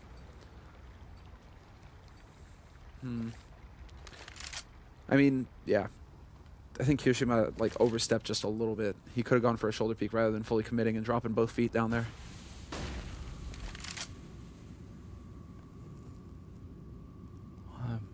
You know, I'm no expert, but if there was a whole, terrorist, counter-terrorist, scenario unfolding in this town, because they've already pulled in the trucks and everything else, I'd probably stop the train from going by just so that people don't get, shot in the crossfire, but people get a nice little view of some action, I guess, going by, which is alright. Not that much action in the last 30 seconds here as Fnatic have really slowed down to a crawl, making sure they don't throw anybody away. And I mean, this actually, I think, this is actually too much for Fnatic. They should move closer than they have right now, because they could end up losing this round out of simply running out of time. If they lose to NBK down here in the sewer, this is going to be horrendous. He's ready and waiting for them, and he does go down. That's a good pick off from Olofmeister. But 15 seconds left, and again, if you end up dying like that, you could... really bad things could happen. Flusha catching Happy out, so they had a good plan going into Fnatic, but I think they still took a little bit too long that time. Agreed. Cutting it very close here. Maybe Pronax is the one looking to go up one rank there. He's like, Zeus waits this long. That gets him second position in the rankings. Okay, then. I see what I have to do here. Ready, then. I mean, I don't know. They took care of MBK just fine, so that was cool. But what if he gets that kill and he delays the push another, 6 seconds? Yeah. All of a sudden, you could end up in a very uncomfortable position if the rotation comes in as well from sniper spot. So, gotta be careful about that stuff. But it's now 9-12, and Fnatic have actually brought themselves back in this game somehow. I'm not sure why. They're obviously still behind, but they have the monetary lead, and they're also just I don't know. They're starting to hit their shots here. Yeah, they really are starting to wake up. And all of a sudden, it looks like Overpass is the new T-sided map. I mean, well, I wouldn't complain. Where did this come from? Not complain. I mean, we've kind of lost us two as the only CT-sided map in the pool, and since Season isn't getting played much, which obviously also can be a C-sided map if you know how to play it well, would be fun if we had one more. Some shots being put out here, and gotta be careful they don't walk into a trap. There is 4 people, I think, waiting, or at least 3. I'm not sure if one of them is down below. Good grenade there on Olofmeister, gonna force out Kyoshima. So, yeah, slow but careful start here, and now it's kind of all unfolding as Flusha will pick up NBK, and it's going to be down to Shox and Happy. Not a lot that they could do. No, not at all. Not sure if they realize, but the remaining 2 members here for Envy are still up on the same site, and there's Olofmeister picking off Shoxy. Looking for Happy. Now there's the step. Swaps back in time. Nice reactions there by Olofmeister. Does not get caught off guard. That would have been lethal. Happy up close with the CZ. Definitely would have got the job done there. But now...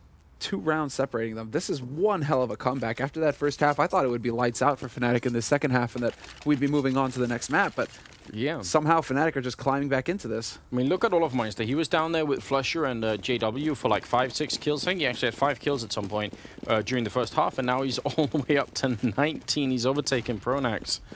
He's coming alive really well.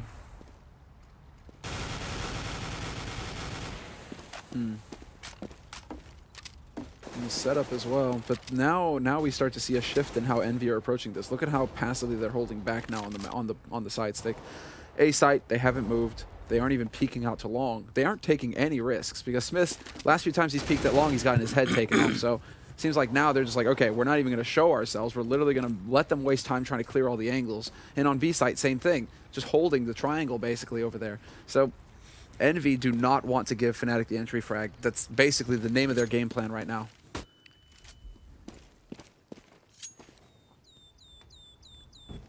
Fnatic, slow as they ever were here on the terrorist side, they feel quite comfortable letting the clock tick all the way past the 30-second mark before they start to do anything.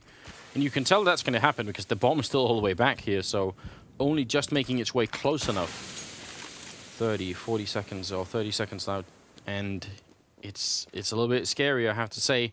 Grenade here, is it going to be the right one? 1, 2, and oh, Kiyoshima has gone. Great execution from Fnatic here. Absolutely perfect, not giving Kiyoshima any time to move out. Bomb will be planted, but they're going to lose Pronax in the meantime. Now they're falling back, and this is like a classic overpass play, and it worked on the other version. Maybe it's going to work on this one too. Crims picks off Shocks, and then BK trying to fight his way back. Yeah, this is going to be so hard, though. This is a very difficult shot to hit from Smiths. Olofmeister gets the peekaboo kill. Crims rotates in from long, holding that angle. Instead, it's going to be a 1v1. Now Happy versus Flusha, but Flusha's in a great position. Happy does not have the time to get onto that bomb, or rather kill Flusha, then get onto the bomb. It's just not meant to be. And so Envy will be holding on to just one rifle here after this round. That's not good enough. Flusha actually running over to where Happy is lurking, though. And that's a free kill. So Happy at least gets that. You know, the party favor, you're not super excited about it, but, you know, candy isn't that bad either, right?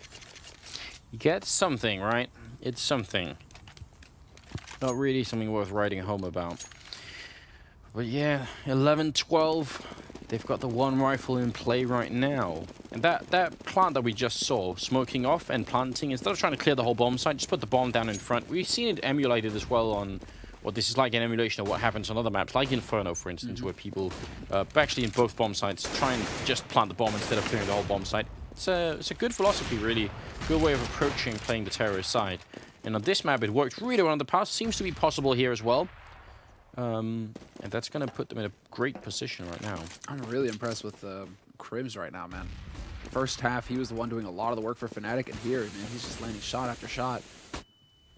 So the pressure is just on. Fnatic now just confidently running onto this side at this point. All they know is that they know they just have to deal with one M4. NBK has managed to pick up an AK, though, picking off Flusha, so that's going to be all right. There's a couple of rifles here for Envy to work with. But they are managing to back the bomb back towards long, looking towards that mid connector. Smiths is currently lurking around here, though. But the big thing, yeah, Olofmeister, exactly, our observer gunner is right here. It's Olofmeister who is the big key, because he's cleared out the B bomb site. The only thing is they don't know there's a guy in connector that they could run into. So this is really strange. They're sort of all sandwiching each other at the moment, which certainly sounds sexy, but when they have guns, it's going to be a different matter altogether. Olofmeister goes down, and JW wanting to peek in. Yeah, he doesn't get the flick. Good double kill from Happy. He's going to bring it into a 2v2, and now with 23 seconds left. Happy's picked up a triple in total, but he's going to be alone, and this is not going to work out. He goes down at the end. That was very, very close to working out for Envy. Yeah, and at this point, man, Envy, they need more than just kills. Like, kills is great, is fine and dandy, but there's 10,000 still on Pronax and more than enough left on the rest of the team. They need to just win here, flat out. And this is the round to do it in. 12-12 is far too close. I'm still amazed at how few rounds Envy have actually managed to pick up in this second half. If we could bring up the rounds, actually, real quick, just to take a look at it. Like, one round. That is ludicrous. For overpass as well. I mean, is it this drastic, the change? Or are these teams just so damn good at T-side now? Feels like quite a while since we've seen them play these maps. There's been some evolution going on. NBK spots a man out in sewer, though. Dodges the wall bang, but now there's going to be two guys pushing up short very quickly, and he just gets caught completely out in the open. Yeah. Good return from Crims as well there, as Pronax did go down. Now they've smoked it off, making sure that they can't really easily get through. Olofmeister he gets caught there. Just Shocks was ready at the edge of the smoke. So now they've at least managed to equalize. They're going to try and boost up to look over the wall, I think, on the Envy side. Yeah, they are making that boost work, which is quite cool. Oh, and it looks all the way back there. Wow. Yeah, that is very cool. But unfortunately for them, JW is holding behind the pillar, and it's no angle there to work with. 10 HP on JW, but they're buying the time. 3v3 retake scenario here. Kiyoshima walks up, gets the sprayed out, looks for the second one. Not going to get it, but Shoxy is there to save the day. Flush is still alive on short, however, just knows he has to go for the wall bang. Just spraying wildly, and he's not going to get it. How does that happen, Flusha? I think that looked like he knew exactly what, like he thought he knew what the angle was, and then he was just a little bit off to the left, which is unfortunate. That's actually one of the few times we've seen them go to B and it doesn't work out, because I'm pretty sure a lot of the terrorist rounds have been towards A on both sides right here. Like they've done it with A, but they haven't really utilized the new position that much. I mean, I thought we'd see a lot more, but I mean, it seems like the most successful round so far have been towards the A bomb side, really. So we'll see if Fnatic go back to that. Why wouldn't they? Yeah, exactly. Why wouldn't they, right? And now, look, you know, already attention mid, attention long. They're going to be able to clear these parts of the map out. olofmeister already looking for that duel versus NBK and Connector, but it's not meant to be this time, Olof. You're going to have to be patient. Because Envy, once again, holding very careful passive play coming out of the Frenchman, actually. Because, again, they started off the rounds, you know, kind of pushing out there, throwing their weight around, making sure that Fnatic couldn't get too comfortable on the map. And now Fnatic know they can go for boosts like this because they've checked everywhere. Nobody is here. And if kioShiMa takes a step just a little bit further, he's going to be very sad indeed. Look at that, kioShiMa. He's just dancing. It's like a pixel. He stops just short every single time. So creepy, isn't it? That's crazy. Well, JW gets tired of waiting, decides to move forward, and kioShiMa spots it and does not want to re-peek it again now. Just smokes it off. JW so close right there. kioShiMa goes down. JW, I think he jumped over and just could see out of the smoke, and that was enough to fetch him a kill. And now again, look at the clock. Almost no time left at all here. 20 seconds. They are rotating the bomb back to B, which once again is cleared. Fnatic have checked that out, so they're forcing everyone from Envy to get up here, while B bomb site is slowly being evacuated from CT forces. And Happy's going to go down as well. Crims doing good work over by the bank. He can just try and stay alive here, but NBK is going to find him. They're still in a good position though. Oh, and look at this double setup here. This is going to, even if they find Flusher here, no way are they going to check for Pronax. No, this is really sneaky if they go through here. But it looks like instead it's going to be Shoxi walking in and failing to get the kill on Pronax. And that is pretty much curtains here. NBK looks like he wants to hang around. He will pick up the kill on Pronax, but the likelihood of him finding Flusha in time, yeah, it's looking pretty slim. And he decides to bail out. That's the right call to make at this point. You're not going to get it. And it feels like, once again, you know, you're just running out of here. Is he going to be able to hold on to the gun, though? He's dancing around a lot. He's making noise. Flusha hoping to get lucky, but he's not going to get it. Yeah, I kind of wish Flusha would have run for that one, because he actually would have had some money to work with regardless. But it's 13-13, and Envy, well, they will try and force up the best that they can, which is not going to be absolutely perfect, but it won't be completely horrendous either. Nova Shock can be put into play multiple ways, and kioShiMa has a FAMAS as well. Good job there. So 13-13. We are looking to see if they can win this, because if not, then Fnatic can probably make this map point. They're probably going to bounce up to 15 rounds, because I'm pretty sure CT side will have pretty much no money at that point. All right, well, let's see here. Already pushing up long. Once again, pretty much tried and true. Tactics, Crims just winning versus Shoxi. That pretty much tombs it right there. That tells you the story. Crims is just so on point. Smith does return and take out Pronax, however, and that drops the bomb in mid. He has to be very careful now, however, because he is getting flanked. And olofmeister stepping. olofmeister expecting Smith to have backed up by now. Yeah, definitely has. So, oh, he misses it. And olofmeister, that was a gift that he just could not resist. That's such a shame, because Smith definitely played that quite well. Now they're trying to see if they can boost up and look over the car here. They're really trying to come up with new stuff here, almost on the fly, it seems. They've got 40 seconds left on the clock, and there is still a Fnatic member lurking down towards the B bomb site, just outside of it. But they need this opening up at A if they want to make their way through with the bomb. Well, they're practically on this bomb site already, Fnatic. And they're just peeking around. kioShiMa holding very passively right now, but JW misses the shot, and kioShiMa lands his spray. That was big. Happy manages to take out Olof, and Happy with the double kill. Just like that, Fnatic look poised to take that site. If JW kills kioShiMa, it can spin out of control so quickly, because then they can just go crashing onto Happy, take him out quickly, and get the bomb plant. Instead, JW uncharacteristically missing a shot there, and when his team really needed it, because the money is pretty spread out right now on Fnatic. A couple of them can afford rifles, but the rest of them, pistols.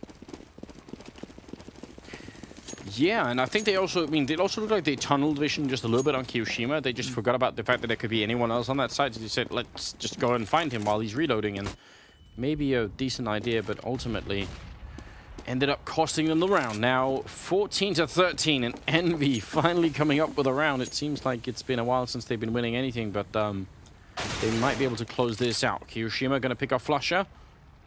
They just need to survive against this force-up that's actually occurred on the Fnatic side as well. I really like that setup at long for Envy. Not just Kiyoshima alone or Smiths alone. Two people there to cover the angles and make sure that one can watch one angle hard, the other is watching that person's back. Much better defensive setup. But now it looks like it is going to be the push up short. Pronax taking point. Flash is going over. Happy somehow shooting right between all of them. What was that? He lands the shot on JW there, though. That was crucial. Gets the follow-up on Olofmeister. And there's only one rifle left. It's going to be on Pronax, but not for long. No backing out of that one. Yeah, good that he managed to recover, because that looked like, you know, shooting fish in a barrel, but actually missing all of them regardless. Right? That was really weird. That's just right at the... Actually, you know, we can have that right here. Instant replay? Or did they somehow miss it? Damn. Yeah, maybe we did. I mean, it was a missed shot. I'm guessing we don't need to replay it, but it was pretty impressive, actually. That would be a hard shot to miss if you were trying to shoot between people at that point. Exactly, right? It's only because he was actually trying to land the shot. Well, we're moving into the 29th round, and it is map point for Envy. They've really played this well to come back in the game, because they lost a lot of rounds in a row. And it looked like Fnatic were going to take it, but just when it really mattered. They've brought it back, and now they just need to do it one more time, and they're going to be good to go. And they already dropped Olofmeister over here. Pronax is the only one with a rifle currently on the Fnatic team. They're going to be quick in A, not really slowing down for much. Shox could get caught. He will get caught, and then catch Happy as well. Oh, no. Envy. Now is not the time to be giving it up. They're coming back from different angles here. JW, I think he ended up flanking NBK coming through back then, and that is going to be a hard spot for Envy. What's their money like right now on the CT side? Oh, they'll have enough. Yeah. Actually, that's surprisingly good. I thought that they would have a bit less there for sure. Now, actually, I mean, if they save these rifles, buy. they will. If they lose these rifles, they're going to be in a really tough spot. Is it Crims who's on a mission right now? I think it is. Yeah. Oh, Flusha as well is all the way back here. So, I mean, it's like JW, Flusha, they're going to box them in. Flusha within lethal range, makes it look easy. Takes out Kiyoshima. He has his AWP here for the second man, goes for the shot, and Smith stands his ground and manages to live Flusha through just that. missed the shot. He even, like, pre-aim, he was fully aware. He just, I think, shot right under his leg, so that was a little bit unfortunate for him. If they lost both those rifles, I mean, that would have been a lot less impressive for Envious, just because they'd have, like, a lot worse rifles, essentially. They definitely have enough to buy on, like, they had enough to buy on everyone, but it would have been without a bunch of grenades. I think they want to test just how fireproof Olofmeister is. 3 incendiaries picked up, lots of smokes. Envy getting fairly well geared out here, actually, considering they lost that last rifle. But again, going for an aggressive hold here. And this is when they need to change it up, but this is not going to go well. This is not going to go well. They pick up the first one. There's the flash out. Shoxy needs to go big here. Shoxy needs to get another one. He's only going to get the one. Smith is there to lend a hand as well at range, but that's not good enough right now. They need to get a man advantage to shut down Fnatic. It's like the money flashbang, but then you'd need, I don't know, a Negev to try and spray everyone down. It's you know, they end up spreading out so much, Fnatic, that it's really hard for them to do anything. Molotov going to buy a little bit of time here, but it's still a 3v3. Fnatic trying to look for overtime. Pick off there on MBK, looking very good now for Fnatic. And in overtime, I don't know, Envy have got to be really frustrated if this goes to overtime, and Happy doing his best to try and prevent it. 35 seconds left. Bomb gonna make its way out on JW, because they got Flusha down there, but now Flusha's left the bomb site, which is a little bit tricky. They gotta be careful they don't give Smiths a way back in. They won't. Flusha standing his ground, and now it's all on Happy. Man, and Happy is furious right now. I can assure you of that. Smith's running out there in the open like that. Not very solid work. Happy with the wall bang through, though. He's done messing around. That smoke goes down, kind of blocking it out. Happy, however, cannot look at his back. Flusha, once again, just with the perfect lurk. And he, like, Flusha, he doesn't have many frags, but every frag pretty much is like NBK, B-site, him lurking in, just picking off NBK, and then forcing Envy into these awkward positions where they have to make up their mind, is the bomb going to go A or B after all? But Happy, man, every single time it just seems like he's the one who has to step up to rescue the day, to save Envy. I mean, he's got, what, 26 frags? 28 frags, I think it says. And there's 29 on Crims. So, overall, I mean, there's been a few players in this game that's really taken off. Yeah, I'm really impressed. I mean, Happy every single time. NBK after a terrific. I mean, it's still NVK dropping 26 frags in regular time as well is just really good work. So it's rough. It's really rough. I mean, I think a lot of it comes down to, at least in this round, Kyoshima not being able to capitalize on that first kill. If he could have traded 1-for-1, and then Shoxy peeks out and trades 1-for-1, maybe, you know, he maybe gets that second one right. Yeah. I think that's the linchpin right there, is the fact that Kyoshima, he peeks out into 4 guys, and, well, you know, can you really blame him for dying in that kind of scenario? I don't know. If he could have picked up 1, though, that would have been just perfect for Envy. Yeah, they had also made their way a little bit past by the time he started firing, so he was facing multiple opponents at the same time. Instead of, you know, if he could have got like the instant headshot on someone, maybe he could have fallen back and they could have like grouped up or something. That was just a very unfortunate situation. They made a lot of noise coming up, but I don't think they realized there was that many people either. Yeah. They maybe thought like, all right, it's going to be like 2 people coming, and then it's 4 instead. Regardless, I mean, I guess we could say good job to Fnatic as well, just because of how far behind they were on that first half. I mean, it looked horrendous for them. And then, you know, they sort of brought it back anyway. I'm thinking this has got everything to do with the fact that we've got 2 teams that just have phenomenal aimers, and if you give them an opening, they will punish you right. And also 2 teams that I don't think have spent an enormous amount of time on this map since the changes. Probably not. It definitely feels like they haven't. CT side, you need to refine that. You need to find the tricks. You need to know where to peek and the timings and everything, right? And it feels like things have changed quite a bit on that upper site. So that's still like guys peeking at the wrong time or just not getting the coordination down quite right. And when you have JW or Crims on the other side, they're just going to take your face off. Been a big fan of the way the Fnatic have sort of decided to put pressure on A and then left, you know, Crims walking in or Flusher or someone walking in behind. That seems like a really, really good approach. So they should keep doing that if they can. But it's always a little bit risky, but I mean, it's been working out a couple of times for them. It's just like, I love how similar both of these teams can be, though, because really, you know, it's hard to tell the difference between the 2 of them. Each T side was very similar. Yeah. CT side, Envy did play a bit more passively earlier than Fnatic, but I think that Envy had a few more opportunities as far as like saving rifles and having a little bit more breathing room where it came to the money. It seemed like Fnatic were just never had any money in that first half past the beginning, the first buy round, so that changed it up a little bit.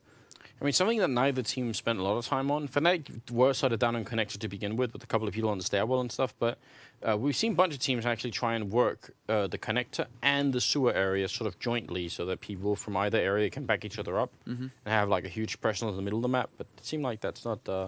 it's not Envy's style approach. No, yeah, anyway. Fnatic tried like a little bit, but didn't really stick with it. So not sure what that's about, but... yeah, I'm surprised. I'm interested. We have to sort of relearn Overpass at this point, just a little bit at least. B bomb side hasn't changed, but A obviously a big change. I'm wondering what like specialist teams are thinking right now, like Hellraisers, VP, you know, because 2 very solid Overpass teams. You know what they would look like on this map. I mean, of course, we're talking about Envy, which we're pretty much like the kings of the castle when it came to Overpass. But I want to see more from like other teams who have experience on the map, who do good work on it. Yeah, I think we're just going to have to sit down and learn a little bit more. But Overpass, overtime on Overpass, always a good thing. And if you are just joining us, then you're pretty much right on time. These are the 2 best teams in the world, essentially, playing each other. And this is the FPS or firstpersonlover.com Bjorn Borg challenge. Good opening from Crims to take down Happy. He's going to give them a straight entrance into the B site. Are they realizing Shox is here? Looks like not. And he's going to pick up the first kill. Goes for a second one. As Kyoshima also takes down Olaf Meister. And things went from very good to very bad in the space of just 2 seconds there for Fnatic. Oh, and he's just off with the spray as well. Shoxy. Smith up from on high will take out JW, however. And it seems like they have an idea of where the last man is standing. Over on short, it's going to be Flusha. Once again, working his way. They traded places, and he adjusts his spray in time. Nicely done there, but a fresh smoke goes down. He's going to go barreling through, but it's not going to be fast enough. And the defuse will come through for Kyoshima, who actually didn't even have a kit. Yeah, which is scary, isn't it? What if Flusha had sat down and like got the headshot through somehow? That could have actually cancelled the round essentially for Envy, but they'll win the first round of the overtime. And great play from Shox though. That, you know, patient and then getting both those kills, that changed everything. Absolutely. And considering how difficult it's been for both of these teams to get CT rounds on the side, you know, in the regular time, for them to start off and pick up a CT round here, that's huge for Envy. Now they could probably even lose the next 2 and feel pretty decent about it. So pressure on Fnatic now to pick up the remaining 2 rounds in this half. And so far, again, they're going for what works. You know, it looks like pressure on B. Not pressure on B, pressure on long to begin with. But no success. Oh, and Shox with the bomb kill right there. Pronax going down. And over on long, I like the fact that they have Kiyoshima playing close. Smith's obviously going to go down right here. Oh, no! Olofmeister, how do you miss that kill? Is this the tipping point? Is this where Fnatic just crumble? Yeah, I mean, I pretty cursed Olofmeister then. I'm really sorry, because that was a free kill, essentially. It's not get right, MVK. He's Swedish, but... I mean, he heard him running in, and he had the wrong rifle out and everything. Like, that looked like Olofmeister just being a little bit, I don't know, caught sleeping maybe. Whoa, and Flusha's going to hold on to that AWP glass cannon. Kiyoshima with the auto sniper, though. Double auto sniper. Smith's going for it. What are they doing in this round? Happy with an AWP? Like, this is very weird. This is Envy potentially throwing away a round right here. Yeah, that could be really risky. Lots of Molotovs going out, though, and JW burning just a tiny bit. Shox waiting down on the slope in that B bomb site. And a lot of smoke going off as well. He just wants to find someone to shoot at, but he's essentially going to get grenaded out of the bomb site. There's the auto sniper from Kiyoshima, though, picking off Crims and doing good damage to Flusha as well. And Smith's coming in with another kill in between here. MBK looking for Pronax, and they're going to end up sort of joining up with Smiths to get the kill. Olofmeister would have been great if the bomb had been down for him to come up from behind like this, but now probably a little bit too late. He goes down, and it's 3 rounds in a row for Envy, just like that. That was incredibly quick compared to what was happening in the regular rounds. Oh my gosh. Like, how fast that all happened. Fnatic not wasting any time, just going straight for sites after that first round. Second round, they just got picked off everywhere. And Fnatic making a bit of a strange choice, right? Because they win so many rounds on the regular time at A bomb site. They go to overtime and they end up throwing 2 rounds away at B, which is just, you know, just looking at the regular time, statistically speaking, doesn't seem to make a lot of sense. A lot of mixed calls there. And, I mean, it's going to be the first team to 19, so Envy, all they need is 1 round on their T side right now to collect the first map in this best of 3. So it's looking very good right now for them, considering the past results. And JW has already been tagged down to 17. So potentially a leg shot there, a duel between him and Happy. Happy is certainly going to be happy about the results of that. Yeah, not too bad at all. Flusha hiding edge of the smoke by the toilets. I like the fact that they have this stronger presence forward in the middle or over by the A-bomb site here on the Fnatic side, just trying to see if they can force Envy to really fight for this position here. Olof waiting, ready and waiting, but Smiths will just walk out and drop him. And that's going to be the start that they need. Flusha takes 1. And actually thought he was going to go down then, but Shox also falls, and now it's looking even better for Fnatic than just trading. They're also controlling the bomb all the way over by the cafe. Oh, wow, and Flusha just annihilates MVK there. That's big. 2-man advantage now. The bomb is dropped out in the middle of nowhere as well. Smiths, they have to know that he's waiting out here. Looking for the shot, not connecting on either one, and then all 3 of them just gang up on him, take him out. Happy is the last man alive. He was trying to lurk, but not this time, Happy. There will be no, glimmer of hope, nothing. Look for a moment like they were saving 3 AWPs, but that's not going to be the case. 18-16, and the second round of the overtime is coming up here. And again, as you pointed out, Samler, it's just 1 slip up here for Fnatic, and the round or the map goes in favor of Envy. But there's always double overtime. Oh, yeah, dude. And triple, and quadruple. Be fitting between these 2 monsters as well, right? Oh, hell yeah. Well, smoke early on, and again, Fnatic with that mid presence, making it difficult to predict. NBK right now looking real good, and he's just going to walk right into Olofmeister. Great shot there by Olof. Quick reactions. Smith charging on over. Going to go down, and Olofmeister also picks up Happy, so this is just a steamroll around coming out here from Fnatic, and Envy had a couple of those in the overtime as well. So it really is back and forth at this point. Shox, 1v4. Hard for him to find a way out of this position. And this is looking like double overtime right now. It's screaming it. Because Envy, if they cannot somehow find a way to get a plant in this situation, they're going to be very low on money. As we can see right now, you know, just they'll be able to get together a reasonable buy, but AWPs, those are going to be out of the question, I'm pretty sure. Oh. Well, Ooh. Nice work there by Shoxy. Yeah, but he's also getting flanked, and there's a guy waiting for him inside the A-bomb site. So the longer it takes, the worse he's going to be, the more dead he's going to be, essentially. Whether he knows it or not. JW to take the last kill there, 17-18. We're moving into the last round of the first overtime. Could be a second one coming up. Unless Envy can come up with something cool here. Now, they did have the money just for 4 AKs, in fact. And Smith's going to have a Tech 9 instead. And they actually have, like, a couple of smokes as well. So this is not the worst buy in the world. But they need an entrance. Yeah, they need to find some kind of way to deal with this forward pressure that's coming out.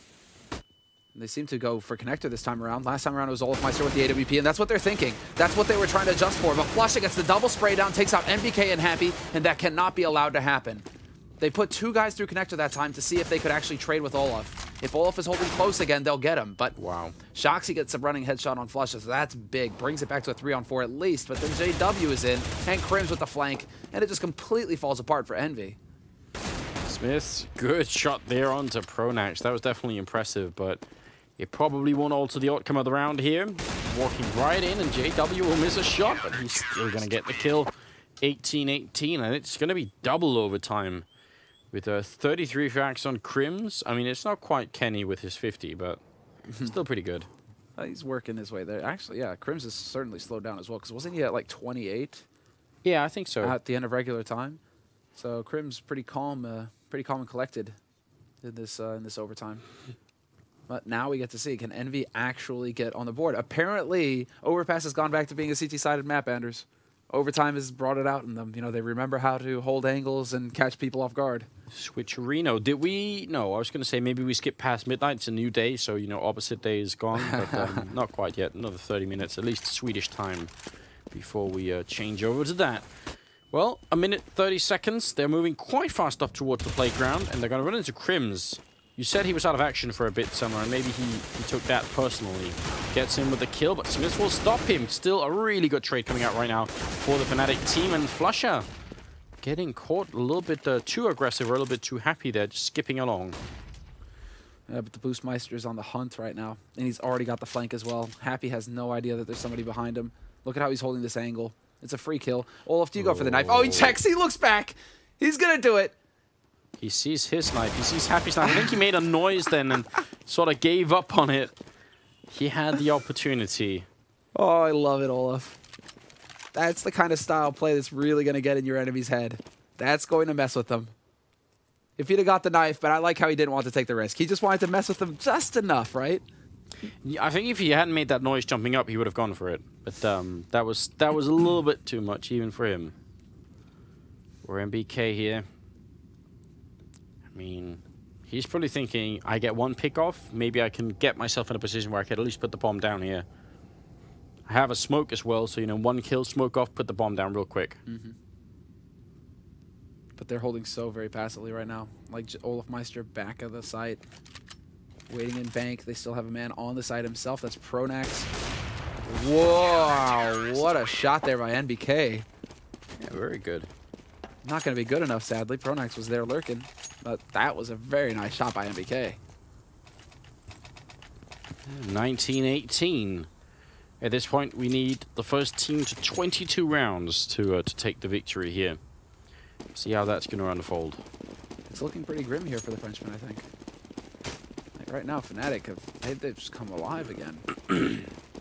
Well, now, Envy look like they want to change the pace a little bit. They've been spending a lot of time on A and mid, getting picked apart. Now it's time to go towards B, but Pronax, he spotted them out in sewer. He's going to have a nice early smoke here, so this point of entry is gone. And JW, he's already waiting to see if anybody's going to be working their way back around. Look at flusha just putting some shots out there. Double grenade on there. Actually almost lands the exact same spot, so that's kind of cool from Fnatic. Having that right there practiced. Smiths moving all the way up through connector. Olofmeister's there, and he spots the bomb as well. Gets the killing, goes for a second one, but he's going to get shot down by Shox. Just taking a bit too long to land that second kill there, and Crims will, fortunately for them, return on Kiyoshima, which is going to put Fnatic with a one-man lead. And Happy, I mean, he's been carrying his team a lot today. Maybe he could find an opening at B and make an entrance happen. There's only one guy holding down here. And that's very curious for Fnatic, I feel like. Pronax, I think he saw that. And Happy saw it as well. Oh, wow, and Pronax. It's like time for a nap, Happy. That's it. Very clean work there by Pronax. Changes up his position as well, so he can't get predicted. I mean, look at that. JW comes in, fills the gap. Pronax tells him that somebody's coming through the main entrance. JW rotates in time. Just great communication right now on Fnatic's side. This is very nicely done, and JW just changing it up, catching Smiths off guard, and flicks onto Shox. Shox, no time to react. That was just like the total package right there. The defense from Fnatic, crisp, clean communication coming out, and that just nets them the win. Yeah, and they're gonna be in an interesting position now. Envy again with very little money, considering they started with 10,000. They've bought here whatever they could, but it's, you know, 1 Galil, 1 Tech9, and it's not that super impressive. Are they gonna go for a standard B rush here? They're certainly lining up for it, and JW is gonna miss the shot. He's gonna make it just back around the corner here. Smoke a grenade out as well, but they keep running at him, and he will finally take a kill on one of them. Pronax with a good return, and Flusha's there as well to help out, so this is not looking good for Envy at all. They get the 1 kill in, but they need a lot more right now. And the bomb is finally going to make it onto this site. Shoxy there to throw a fresh smoke down, perhaps trying to bait them out into the open. Flush is just going for some wallbang. Really some spray. Oh, well, look at this clever positioning here by Olofmeister. He spots him, not going to hit the jump shot. Come on, Olaf. It's not a scout you got in your hands. But that's a lot of information gained. Yeah, they're going to find the one. Kiyoshima now 1v3 goes for the spray, and they sort of almost lined up, but not quite enough here. So at the end, it will be 21-18. 3 rounds in a row for Fnatic on their CT half. Now, second half of the second overtime is coming up. And we'll see. Now, Envy's actually in a weird position where they could end up just making a simple mistake and lose the map. Yep, and I'm thinking, again, it's the return. Like, it seemed like it had gone away for a little bit there. DreamHack Winter, obviously, you know, winning that. But, I mean, this difficulty with closing maps. You know, it's what plagued the last LDLC lineup. Now that they've joined up with Envy, you know, I'm sure that they were hoping, you know, that they would still keep powering on and taking those first place spots. But it's looking pretty rough right now. That is a very cool smoke. That's nice. They're going to power on behind this. Fnatic have a plan to try and win just the 1 round. It involves a lot of speed. They're moving very slowly in the normal time when they were playing Terrace, just moving up real slow towards the A-bomb side and eventually getting a couple of pickoffs. This time, it's not quite going to be the case. Just charging on in here. Smith's getting smoked off as well, trying to see if he can make the breakthrough. He will. NBK with a kill as well. And this looks like Fnatic have hit a brick wall heading into the A-bomb site here. Crim's last man standing.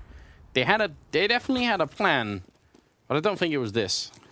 Yeah, I definitely don't think that was it. I think that they were just hoping that they would catch a forward position. Like Envy basically trying to play aggressive. I think that's exactly what they were hoping for. And well, Crim's,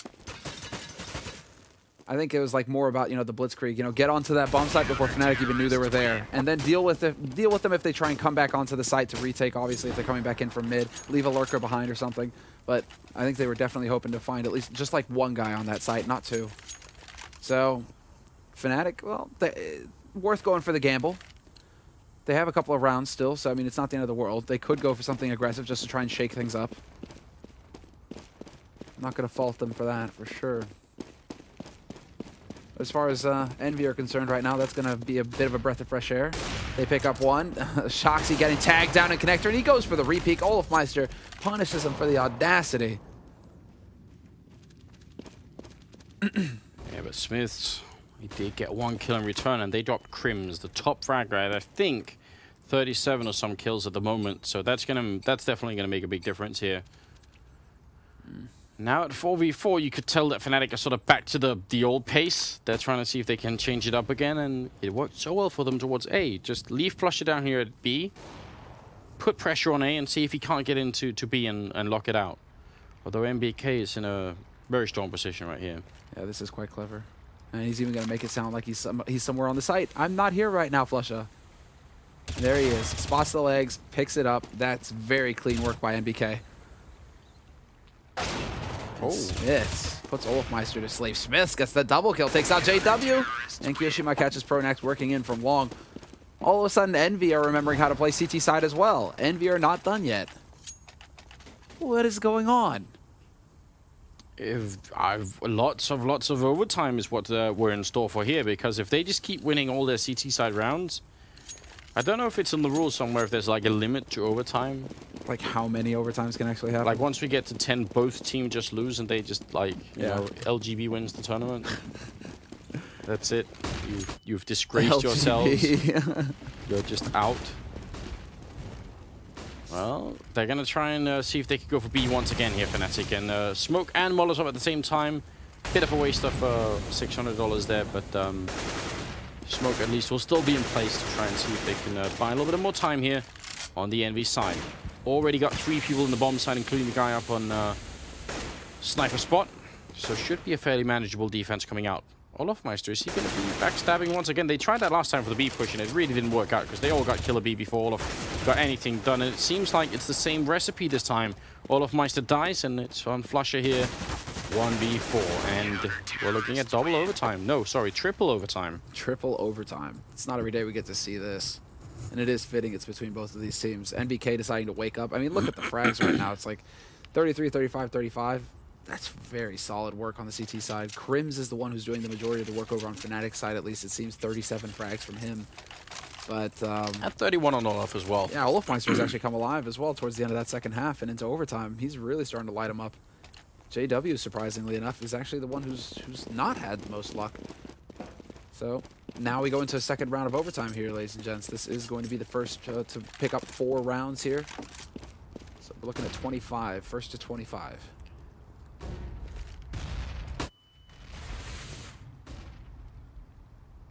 See.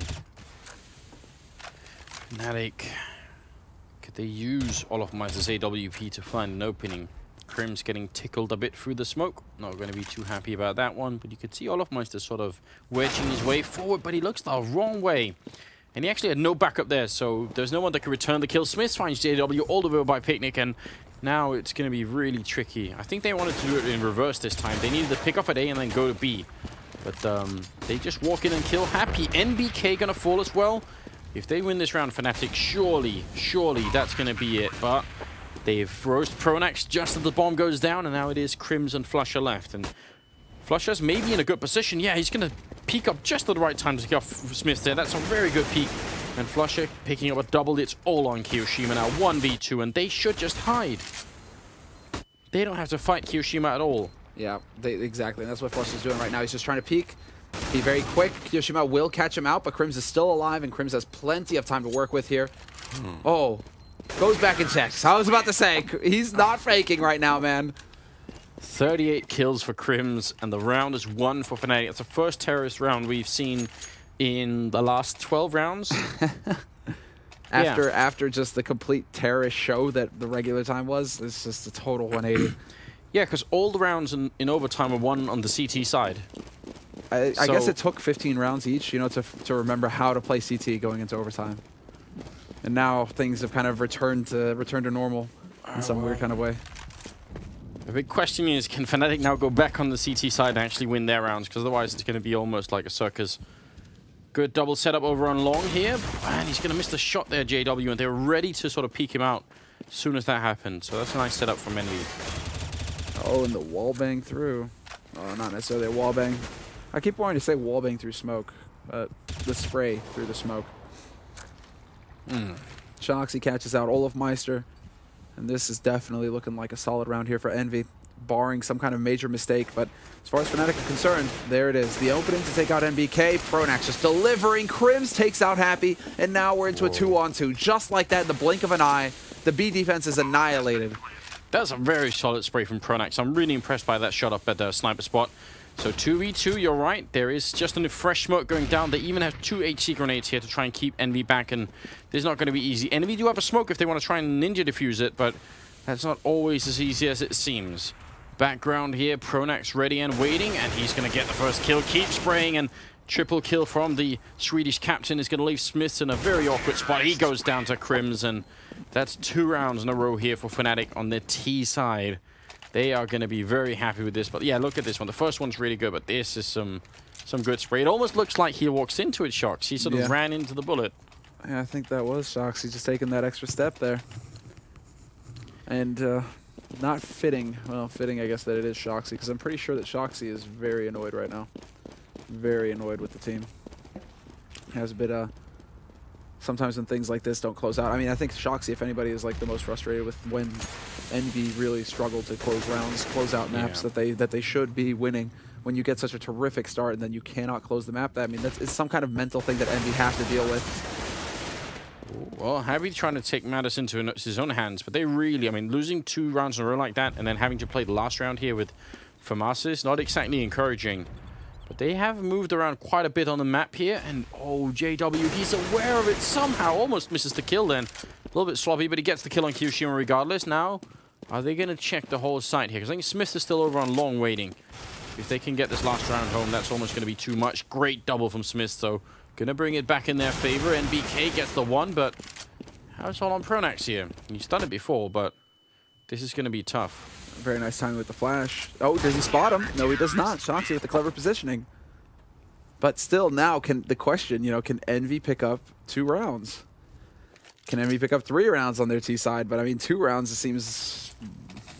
Hell, 1 round. I mean... That's the thing. Fnatic have just done like the impossible. They picked up 2 rounds in overtime on T side. Now it just feels like it's such a stretch for Envy to come back and get into this. It definitely does. They just need 2 rounds in a row here, Fnatic. 1 good start, 1 good kill to begin with, and they're going to be off to the races. Well, Envy, I mean, they've proven that they can get these terrorist rounds, so it's not completely out of the question. Fnatic, this is what I was talking about earlier, the basically holding sewers and connector at the same time and working together, but they're going to walk right into NBK, and he doesn't get the follow-up kill. Looked like he could have maybe taken out Crims as well, but now he's being backstabbed in return by Shox, so this is turning into a really weird situation. Yeah, the Shox actually catching him off guard right now. Yeah, Crims. Are you kidding me? What? Crims actually gets that spray. With the bomb. Yeah, exactly. With the bomb. It's like icing on the cake right now. Crims is just grinning ear to ear. He's probably not. He's probably pretty goddamn focused right now, but he goes for another spray, picks up another frag, just doing irreparable damage to the Envy lineup at this point. A man advantage now for Fnatic. They know where the bomb is. Like, this is huge. And JW spots them coming out of connector again. 45 seconds left, and now Fnatic, they have a decent idea of what's actually happening here. I look at where Flusher is as well, just all the way over by toilets here. So if they try and move in A now, they're going to get flanked very easily. And time is also running out for them. 30 seconds. They have to make a move.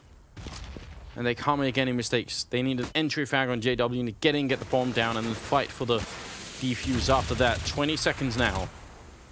And already, they're being circled around. You can see how close they all are. I'm really surprised that Flusha hasn't pushed yet. Okay, he is now going to push, but it may be too late. Happy gets the kill on JW. 10 seconds left. Flusha, will he have the angle onto Truck? I think he will, but the bomb gets planted. Oh, and then they line up for him.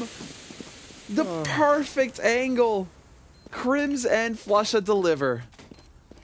Oh man, that looked so good right up until the end. I mean, the fact that they even got in there and got the kill and got the bomb down, that was pretty good. And now it's 24-22. If Fnatic win this next round or any of the next 2 rounds, that's it. They're going to win overpassing. Quite an upsetting manner. I mean, we did say these were the 2 best teams in the world, and that, you know, Pronax said in an interview beforehand that they even, you know, they're even 50-50 at this point. He doesn't want to call it one way or the other, and it's fitting that we end up in triple overtime to try and decide this first map. Maybe could still be more coming if Envy win the next 2 rounds, then it's quadruple overtime, and why not? Why not, exactly right. Like, Happy's just going to go beast mode at some point. Crims, though, man, Crims is just the monster for Fnatic. Great flash, but, I mean, Crims just sits down and sprays down Smiths. Oh, it's a confident pickup from Smiths there. And Shox will pick up a kill as well, so it is going to be 2v3. Pronax and Flusha left. See if they can prevent...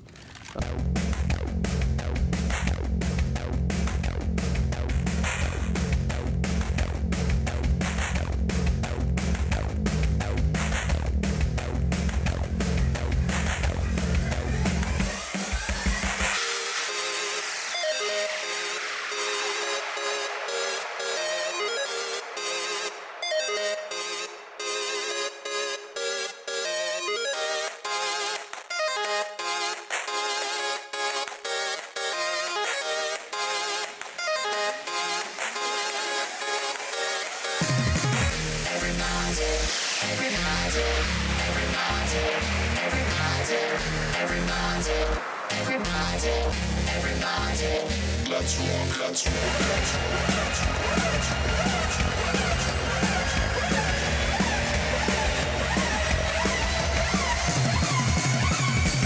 Let's rock.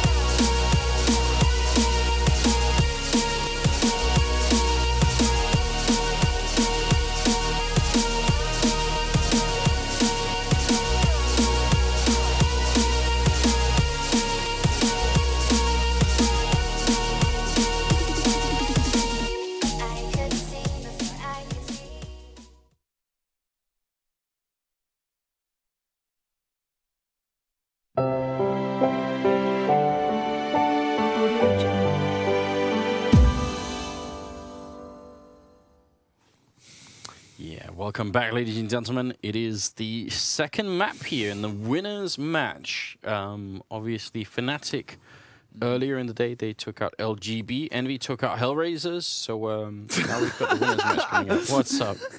Are you trying to still make that jacket work?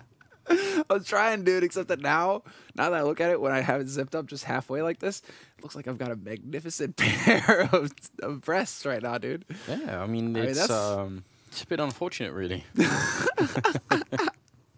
Yeah, we're gonna switch it over. Just like I like that production. They've got it going on. Just instant switch up here. All right, look, it's Envy versus Fnatic. First map in triple overtime. Ended up in favor of Fnatic. Now, second map coming up is Fnatic's map pick. That's going to be on Cash, and you could bet you Envy they want revenge. Oh, dude, yes. Because apparently the first map was Envy's pick. So the fact that they are brave enough to pick Overpass to flat out destroy the first half and then not close the map and lose in triple overtime, Envy are going to be extremely pissed off right now. But at least there's a way back. They can come back into this. They get the CT start on Cash. And we do know that Envy are capable of magical things. That's good news. That's obviously very good news.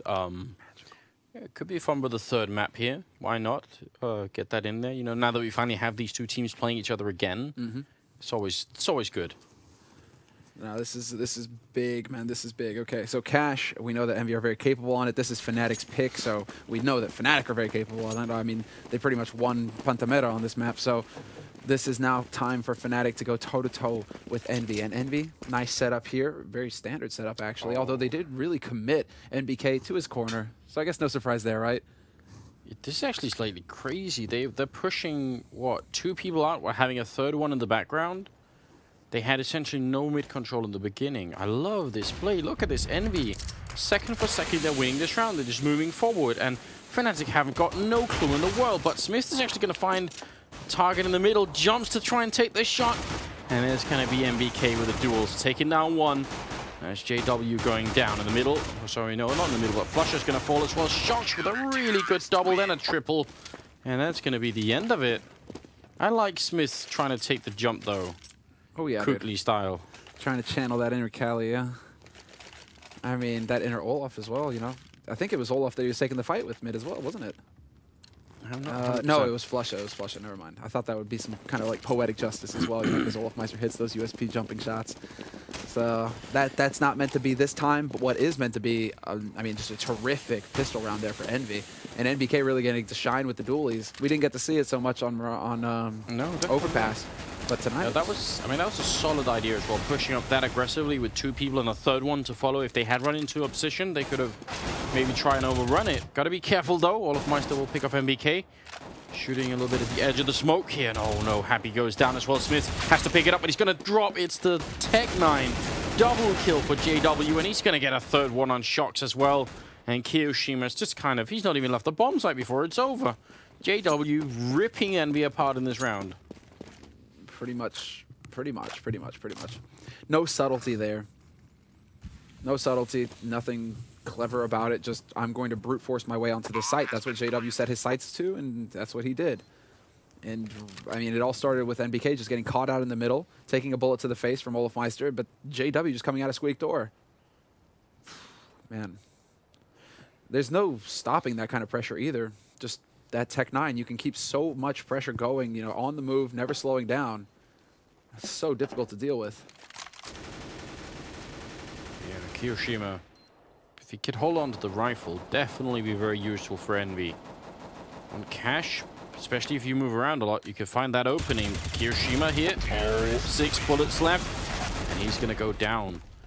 That's a really, really big deal. That's going to put them back on straight pistols. Probably they will try and force it up, I imagine, just go for C-set armor or something like that. Yeah, looking happy. Yeah, that's like the standard response at this point once you end up in this situation, because you really want to bounce back. But if you don't, then Fnatic are probably going to be at 3-1 before NB can start buying. And the scout on NBK as well. Yeah, on NBK. Whoa, I was not expecting that. I would expect Smith, Shoxy, Happy, somebody else to go for it. But NBK decides he wants to be a rebel. Try and, you know, imitate his French compatriot, Kenny. Yeah, well, I like the spot for it. Not at all bad. It's a nasty spot. What's really nasty is Shoxy's spot. Don't jump the gun, Shoxy. Don't jump the gun. Sweet mother of God. Gets one. Oh, and he gets the other one as well. 2 kills for Shoxy. That flank works. Yeah, Kiyoshima, they're fighting through the smoke, and NBK is going to go down. Kiyoshima trying his very best here, but he's out of bullets, and they're coming for him with the knife as well, but it's not going to work. JW giving up a lot here, and it's going to be all on Crims. All alone, his teammates have failed him, and he's going to pick up the 1 kill here, but he needs a lot more. Still 2 people left, and he goes down. Envy picking up the round just like that, and gotta say, that fighter at the smoke was necessary. Like, once they got the kill on NBK with the smoke, why did they keep fighting at all? Overconfidence, I think. Overconfidence on Fnatic's part. I think that was definitely overconfidence from JW's part. There was no reason for him to jump through that smoke, apart from, I mean, obviously he's thinking, yeah, I've got this in the bag, guaranteed, but I really don't think that there was any reason to go jumping through that smoke. No, definitely not. That was some strange decision-making. We're going to be moving into the 4th round. And Fnatic, because of the bomb plant, they can actually make this buy work. I think without it, they would have been hard-pressed to do that. Molotov here, going to be pretty much perfect. So just denying any kind of early boost coming out from the Fnatic side, including a kind of boost where you just kind of set up and wait. Sometimes you'll do that on those boxes. You just wait until they get the word and then they rush in together, but not going to be anything like that. It looks like it will be actually a B split coming through the vents as well, which is a very powerful push. And Smith goes down in the middle. Olofmeister with that Tech-9 again. Yeah, it's a real monster. And they're going to start speeding up towards this B side as well. Shoxi playing patient on the side, though. This is very good of him. But his rotations, I mean, they have to come in through Sky. They're going to be just a second too late. And Shoxi just stands his ground, takes the fight, and gets gunned down by JW. NBK trying to time it out, see if he can't catch somebody getting over to that B site, but it is not meant to be. Great smokes here by Fnatic, just keeping the doors closed. Look at Olofmeister coming up from behind as well. He's basically flanking the whole team, so they're trying to retake, and all of a sudden there's Tech-9. And that's not going to be fun. Happy 1v2. He could try and do this, actually. He's got the health for it, but he's going to have to move super quick, and he's essentially walking voluntarily into a crossfire here, looking for the kill. He's going to get it on Pronax. As he said, is out as well. He has not got a kit, so committing to this full time is not going to be easy. Olofmeister charging on down, and that will be the kill with the kit. Could have worked out. With the kit, it could have. I think that's what Olofmeister coming that fast, basically, he wasn't sure if there was a kit or not. So he had to make perfectly sure. The thing is that if Happy comes off the bomb at that point, it's already lost. Yeah. So he has to commit to that defuse at that point. So if we look at the graph right now, it's just back and forth. And it's going to continue like that, at least, because now Envy, they've gone for another force. It's just the first team to break, basically. The first team to avoid the eco. Or to commit to the eco, rather. Yeah, they're going to come up heavily on the losing side. They'll end up losing probably twice in a row, and that's going to be tricky. Happy being traded there, but NBK's there with a scout to take down JW, so a very interesting scenario here as Crims drops down to 23 health. That's the pistols. Once again, 5-7 being put into play here. And it's not too surprising that we're seeing this between these two teams, because like we said earlier, these are basically the two best teams in the world at utilizing pistols. So every time they buy a pistol, it's still pretty damn good. It might as well be a buy round. Like it feels like that most of the time. The amount of damage that they're able to inflict, it might as well be a buy round. There's no such thing as ecos anymore if these teams buy Kevlar. And look at Shoxy's position right now. Does not realize. Does he realize? Oh, he gets spotted. Just a second too late there, Shoxy. And Flush has now got him boxed in. Shoxy just has to run and gun. And Shoxy's going to get the kill with the 5-7. Yeah, a little bit of hesitation. Shoxy picks up the second kill on Olofmeister. And it's on Crims here. 1v3. He's going to go down to Kiyoshima. And I actually think that highlights one of the reasons why the pistols are as good as they are. Because you can just run and shoot with it like that. Whereas Crims with the M4 really can't. And you're so fast with it as well. Fast. Compared to having a rifle in your hand, you know, you're definitely slower with the rifle, and you also lose accuracy with pistols. You can just run and gun all day long. Yeah, it's really, really powerful like that. So, 6th round coming up now. We're back once more, even though it looks like Fnatic, I mean, especially once they spotted Shoxy, I thought that was it. Like, they would have been able to clean up the middle, and then they would have had a man up. Now it's the Tech-9 rush towards B, very common here. And the position that they're in inside this B bomb site, well, Shoxy needs help from Checkered, and he's going to get that, I think.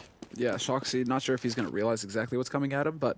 He's in a much better position now than he just was. This is all about the element of surprise for Fnatic. And I'm not sure if they realize there's somebody up in vents, but there's Kiyoshima picking up the first one. JW instantly catches him out, however. And not sure if that gun dropped down. If they have to go for a counter boost, they actually have to counter boost up there to get Kiyoshima's gun. And Happy is waiting. Happy, does he hit the timing? Yes, he does. Snaps onto Olofmeister, and he spots them all in Checkered as well. Oh, but he ends up going down nonetheless. Shocks here. And Smith's coming in strong. So now Crims is all alone, and this is looking like Fnatic are Envy are finally going to manage to stabilize the game just a little bit by winning 2 in a row here. Crims, well, we already have the rotation. Good timing here by NBK. He's going to make it back just in the nick of time before Crims can get onto the site. Should be clean. but it is not. And now Crims going for a bit of the run and gun. See if he can't put some pressure on NBK. He will do just that. Changes it up, but NBK reacts in time. That was definitely too close for comfort there. But there it is. This is the breaking point. Yeah. So they stabilize on the French side. And that is going to be the 7th round now starting off. So they're at least going to get one round where they can breathe and relax. But then actually the round loss bonus from Fnatic probably going to help them out quite a bit, especially if they get the bomb plant here. But I think even without it, they're going to go for a buy regardless. So yeah, just like one round of eco is pretty much all they're going to take. And JW very quickly up here onto the boost spot. Not sure if he got spotted there, however, but he is going to try and play the angle. Goes jumping, and man, he makes it out of there in one piece. That's incredible. Didn't get spotted jumping down from the cinder blocks there. So only the 1 kill going in so far.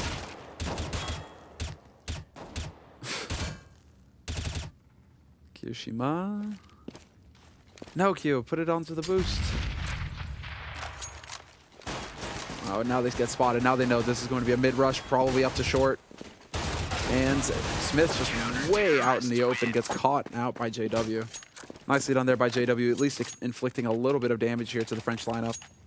Now, do they drop him an AWP? And there it is. Okay, so Happy drops him the AWP, so Smith now has the sniper rifle. On Fnatic's side, however, no AWP picked up. And this is in large part due to them not having that bomb plant. I don't think any of them had enough to make it. Yeah, 47. Well, actually, JW could have gone for just a straight glass cannon AWP. But looks like they want to favor some nades and rifles instead. 2 smokes on Fnatic's side, so could be used, especially if you want to go B. You do need to smoke upper and lower, but Crims is going to go down now. They're flashing their way through here, Fnatic. They need to get in back quick into the game and stop Envy from building too much of an economy. They've put Shox low, and this grenade pretty going to finish him off. No, it's a little bit too far back, and it doesn't quite hit him enough. And now that's going to be a complete cleanup here. Envy just stopping Fnatic over at B. Olofmeister in the middle. Maybe he could get a kill or 2 in here. That's worth something. Whoa, Olofmeister gets a double kill, takes out NBK, who was actually in a bit of a cheeky spot. Not often that we use that, or we see that boost spot used. So that's not too bad there. Olofmeister making this expensive. He's going to drop kioShiMa down to half. Shoxy can't really help out too much either. He's only got 11 HP. So 44 seconds here, and Olofmeister still has plenty of time to inflict some damage. It'd be nice if he could pick up one more kill. Makes such a big difference. And there's kioShiMa going down. And because Shox is so low, if he finds the right angle, that's actually going to be really creepy. He makes a bit of noise like he's running towards middle. Then he goes back up here, but he does walk into a flashbang. 20 seconds left here